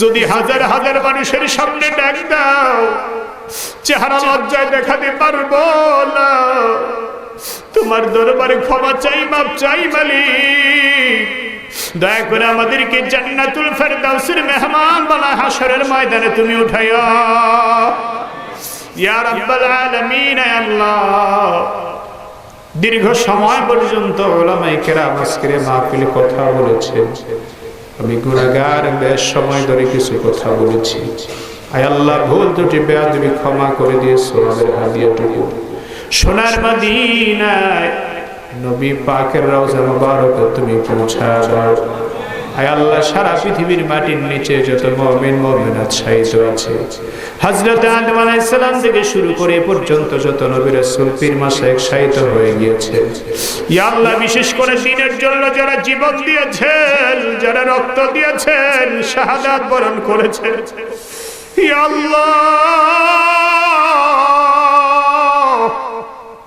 যত ভাই ইসলামের জন্য কোরআনের জন্য জীবন দিয়েছেন মেহনত করেছেন ত্যাগ দিয়েছেন শ্রম দিয়েছেন আয় আল্লাহ সকলের আরো সবের হাদিয়াটুকু পৌঁছা দাও ইয়া আল্লাহ সকলের মর্যাদা তুমি বাড়ায় দাও সকলকে জান্নাতের সর্বোচ্চ মাকাম তুমি দান করে দাও রব্বুল আলামিন আমরা যারা হাত তুলেছি মাওলা গভীর রাত আমাদের খাস করে মনে পড়ে গেল যে মা বাবার মাধ্যমে দুনিয়ার জীবন আমরা দেখতে পেলাম হায় আল্লাহ যে মা বাবাকে অনেক অনেক কষ্ট দিলাম হায় আল্লাহ যে মা বাবা রাত নাই দিন নাই অনেক বেশি মেহনত আমাদের জন্য করেছেন কত কষ্ট দিলাম মাকে কত কষ্ট দিলাম বাবাকে রাত্রে যখন গভীর হয়ে যায় সবাই ঘুমায় যায় সন্তান দরজায় দাঁড়ায় মা বলে ডাক দিলে ডাক দিতে দেরি হয় বা জরুরি দরজা খুলতে দেরি হইল ইয়া আল্লাহ যেই মা সন্তানের ছোটবেলা থেকে কষ্টের পরে কষ্ট করেছেন আয় আল্লাহ ঘুমের ঘরে সন্তান যদি কে চিল্লানি দেয় কাঁদে কেউ জাগ্রত হয় না সজাগ হয় না মা শুনতে পায় কি সমস্যার সাথে সাথে মা বোঝার চেষ্টা করে এমন আপন মা যাদের নাই পরম আপন বাবা যাদের নাই কবরের পারে গিয়া দাঁড়ালে চোখের কোনায় পানি চলে আসে কলিজার মধ্যে কামড় দেয় পরে মা এক একটা দিন তুমি আমার সারা ঘুমাইতে পারো না, আজকে কত বছর হয়ে গেল তুমি আমার সারা ঘুমাও। ওরে মা কেমনে ঘুমাও একা একা কবরে, কেমনে ঘুমাও বাবা একা একা তুমি কবরে। আল্লাহ মা বাবার কথা মনে পড়লে চোখের কোনায় পানি চলে আসে। তাকায় দেখো তোমার বান্দাদের চোখের কোনায় কার কার পানি জমা হয়ে গেছে। আল্লাহ যাদের আব্বা আম্মা নাই চোখের পানিগুলো দেখো, কবুল করো। আব্বা আম্মার কবরগুলি জান্নাতের বাগান বানায়া দাও। ইয়া আল্লাহ আব্বা আম্মার জীবনের গুনাহ মাফ করে দাও। আব্বা আম্মার কবরে জান্নাতে নাজ নামাজ বিছায়া দাও। আয় আল্লাহ যাদের দাদা দাদি নাই না নাই নাই দাদা দাদি নানা নাই জীবনের গুনাহ মাফ করে দাও। ইয়া আল্লাহ যাদের আব্বা আম্মা বেঁচে আছেন না হায়াত দান করে দাও। আল্লাহ বেশি বেশি আব্বা আম্মার খেদমত করার তৌফিক দিয়ে দাও। ইয়া আল্লাহ সময়টা তো এমন একটা সময় সারা পৃথিবীতে মুসলমানরা নির্যাতিত হচ্ছে, নিপীড়িত হচ্ছে। ইয়া আল্লাহ আফগানিস্তান, ফিলিস্তিন, ইরাক, ইরান, ইয়া আল্লাহ সিরিয়া, কাশ্মীর, বার্মা, ইয়া আল্লাহ সারা পৃথিবীতে মুসলমানরা আজকে নির্যাতিত। আল্লাহ মজলুম মুসলমানদের জন্য তোমার গায়েবী সাহায্য পাঠাও। ইয়া আল্লাহ মজলুম মুসলমানদেরকে উদ্ধার করার জন্য তোমার পক্ষ থেকে হাওয়ারি পাঠাও। ইয়া আল্লাহ যোগ্য রাহবার তুমি পাঠিয়ে দাও।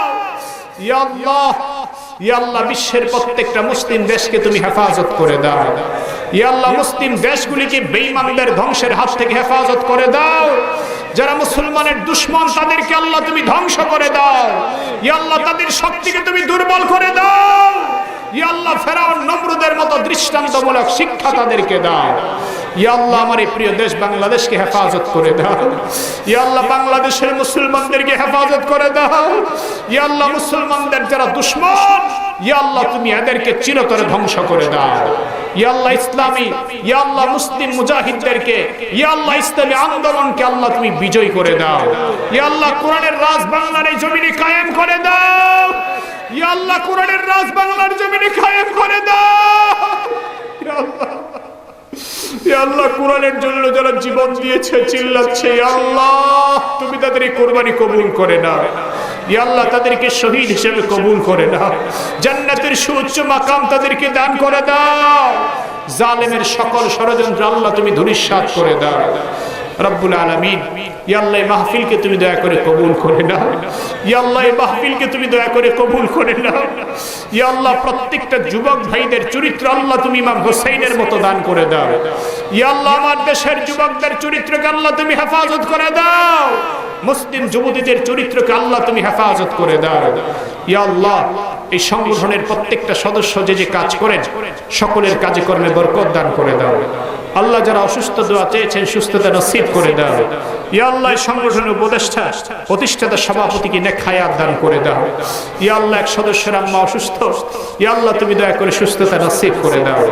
ইয়া আল্লাহ আলেম ওলামায়ে কেরাম যারা হাত তুলেছেন সবাইকে নেক হায়াত দান করে দাও। ইয়া আল্লাহ আমার সামনে যারা উপস্থিত, ইয়া আল্লাহ জানি না তাদের সাথে আবার কখন দেখা হবে।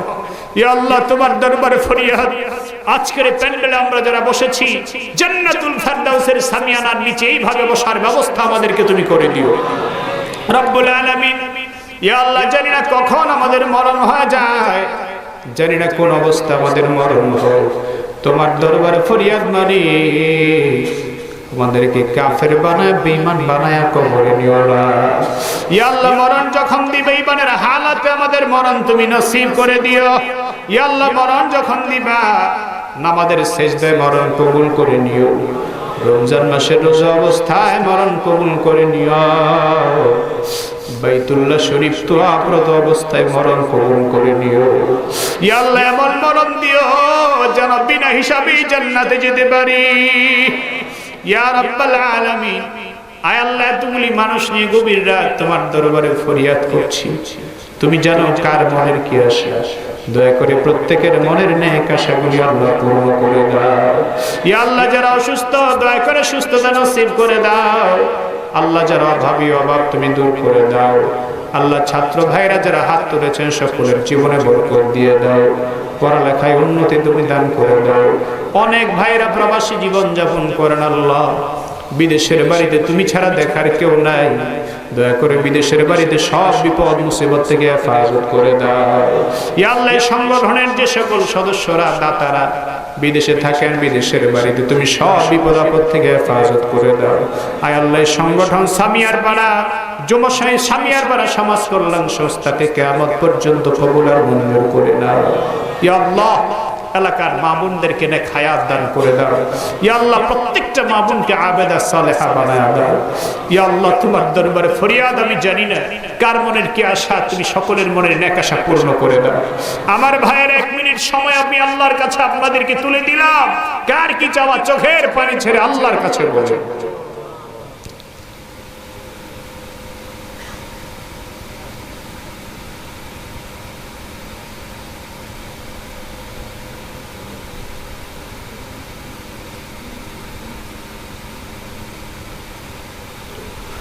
ربنا تقبل منا إنك أنت السميع العليم وتب علينا إنك أنت التواب الرحيم سبحان ربك رب العزة عما يصفون وسلام على المرسلين واجعل آخر كلامنا عند الموت لا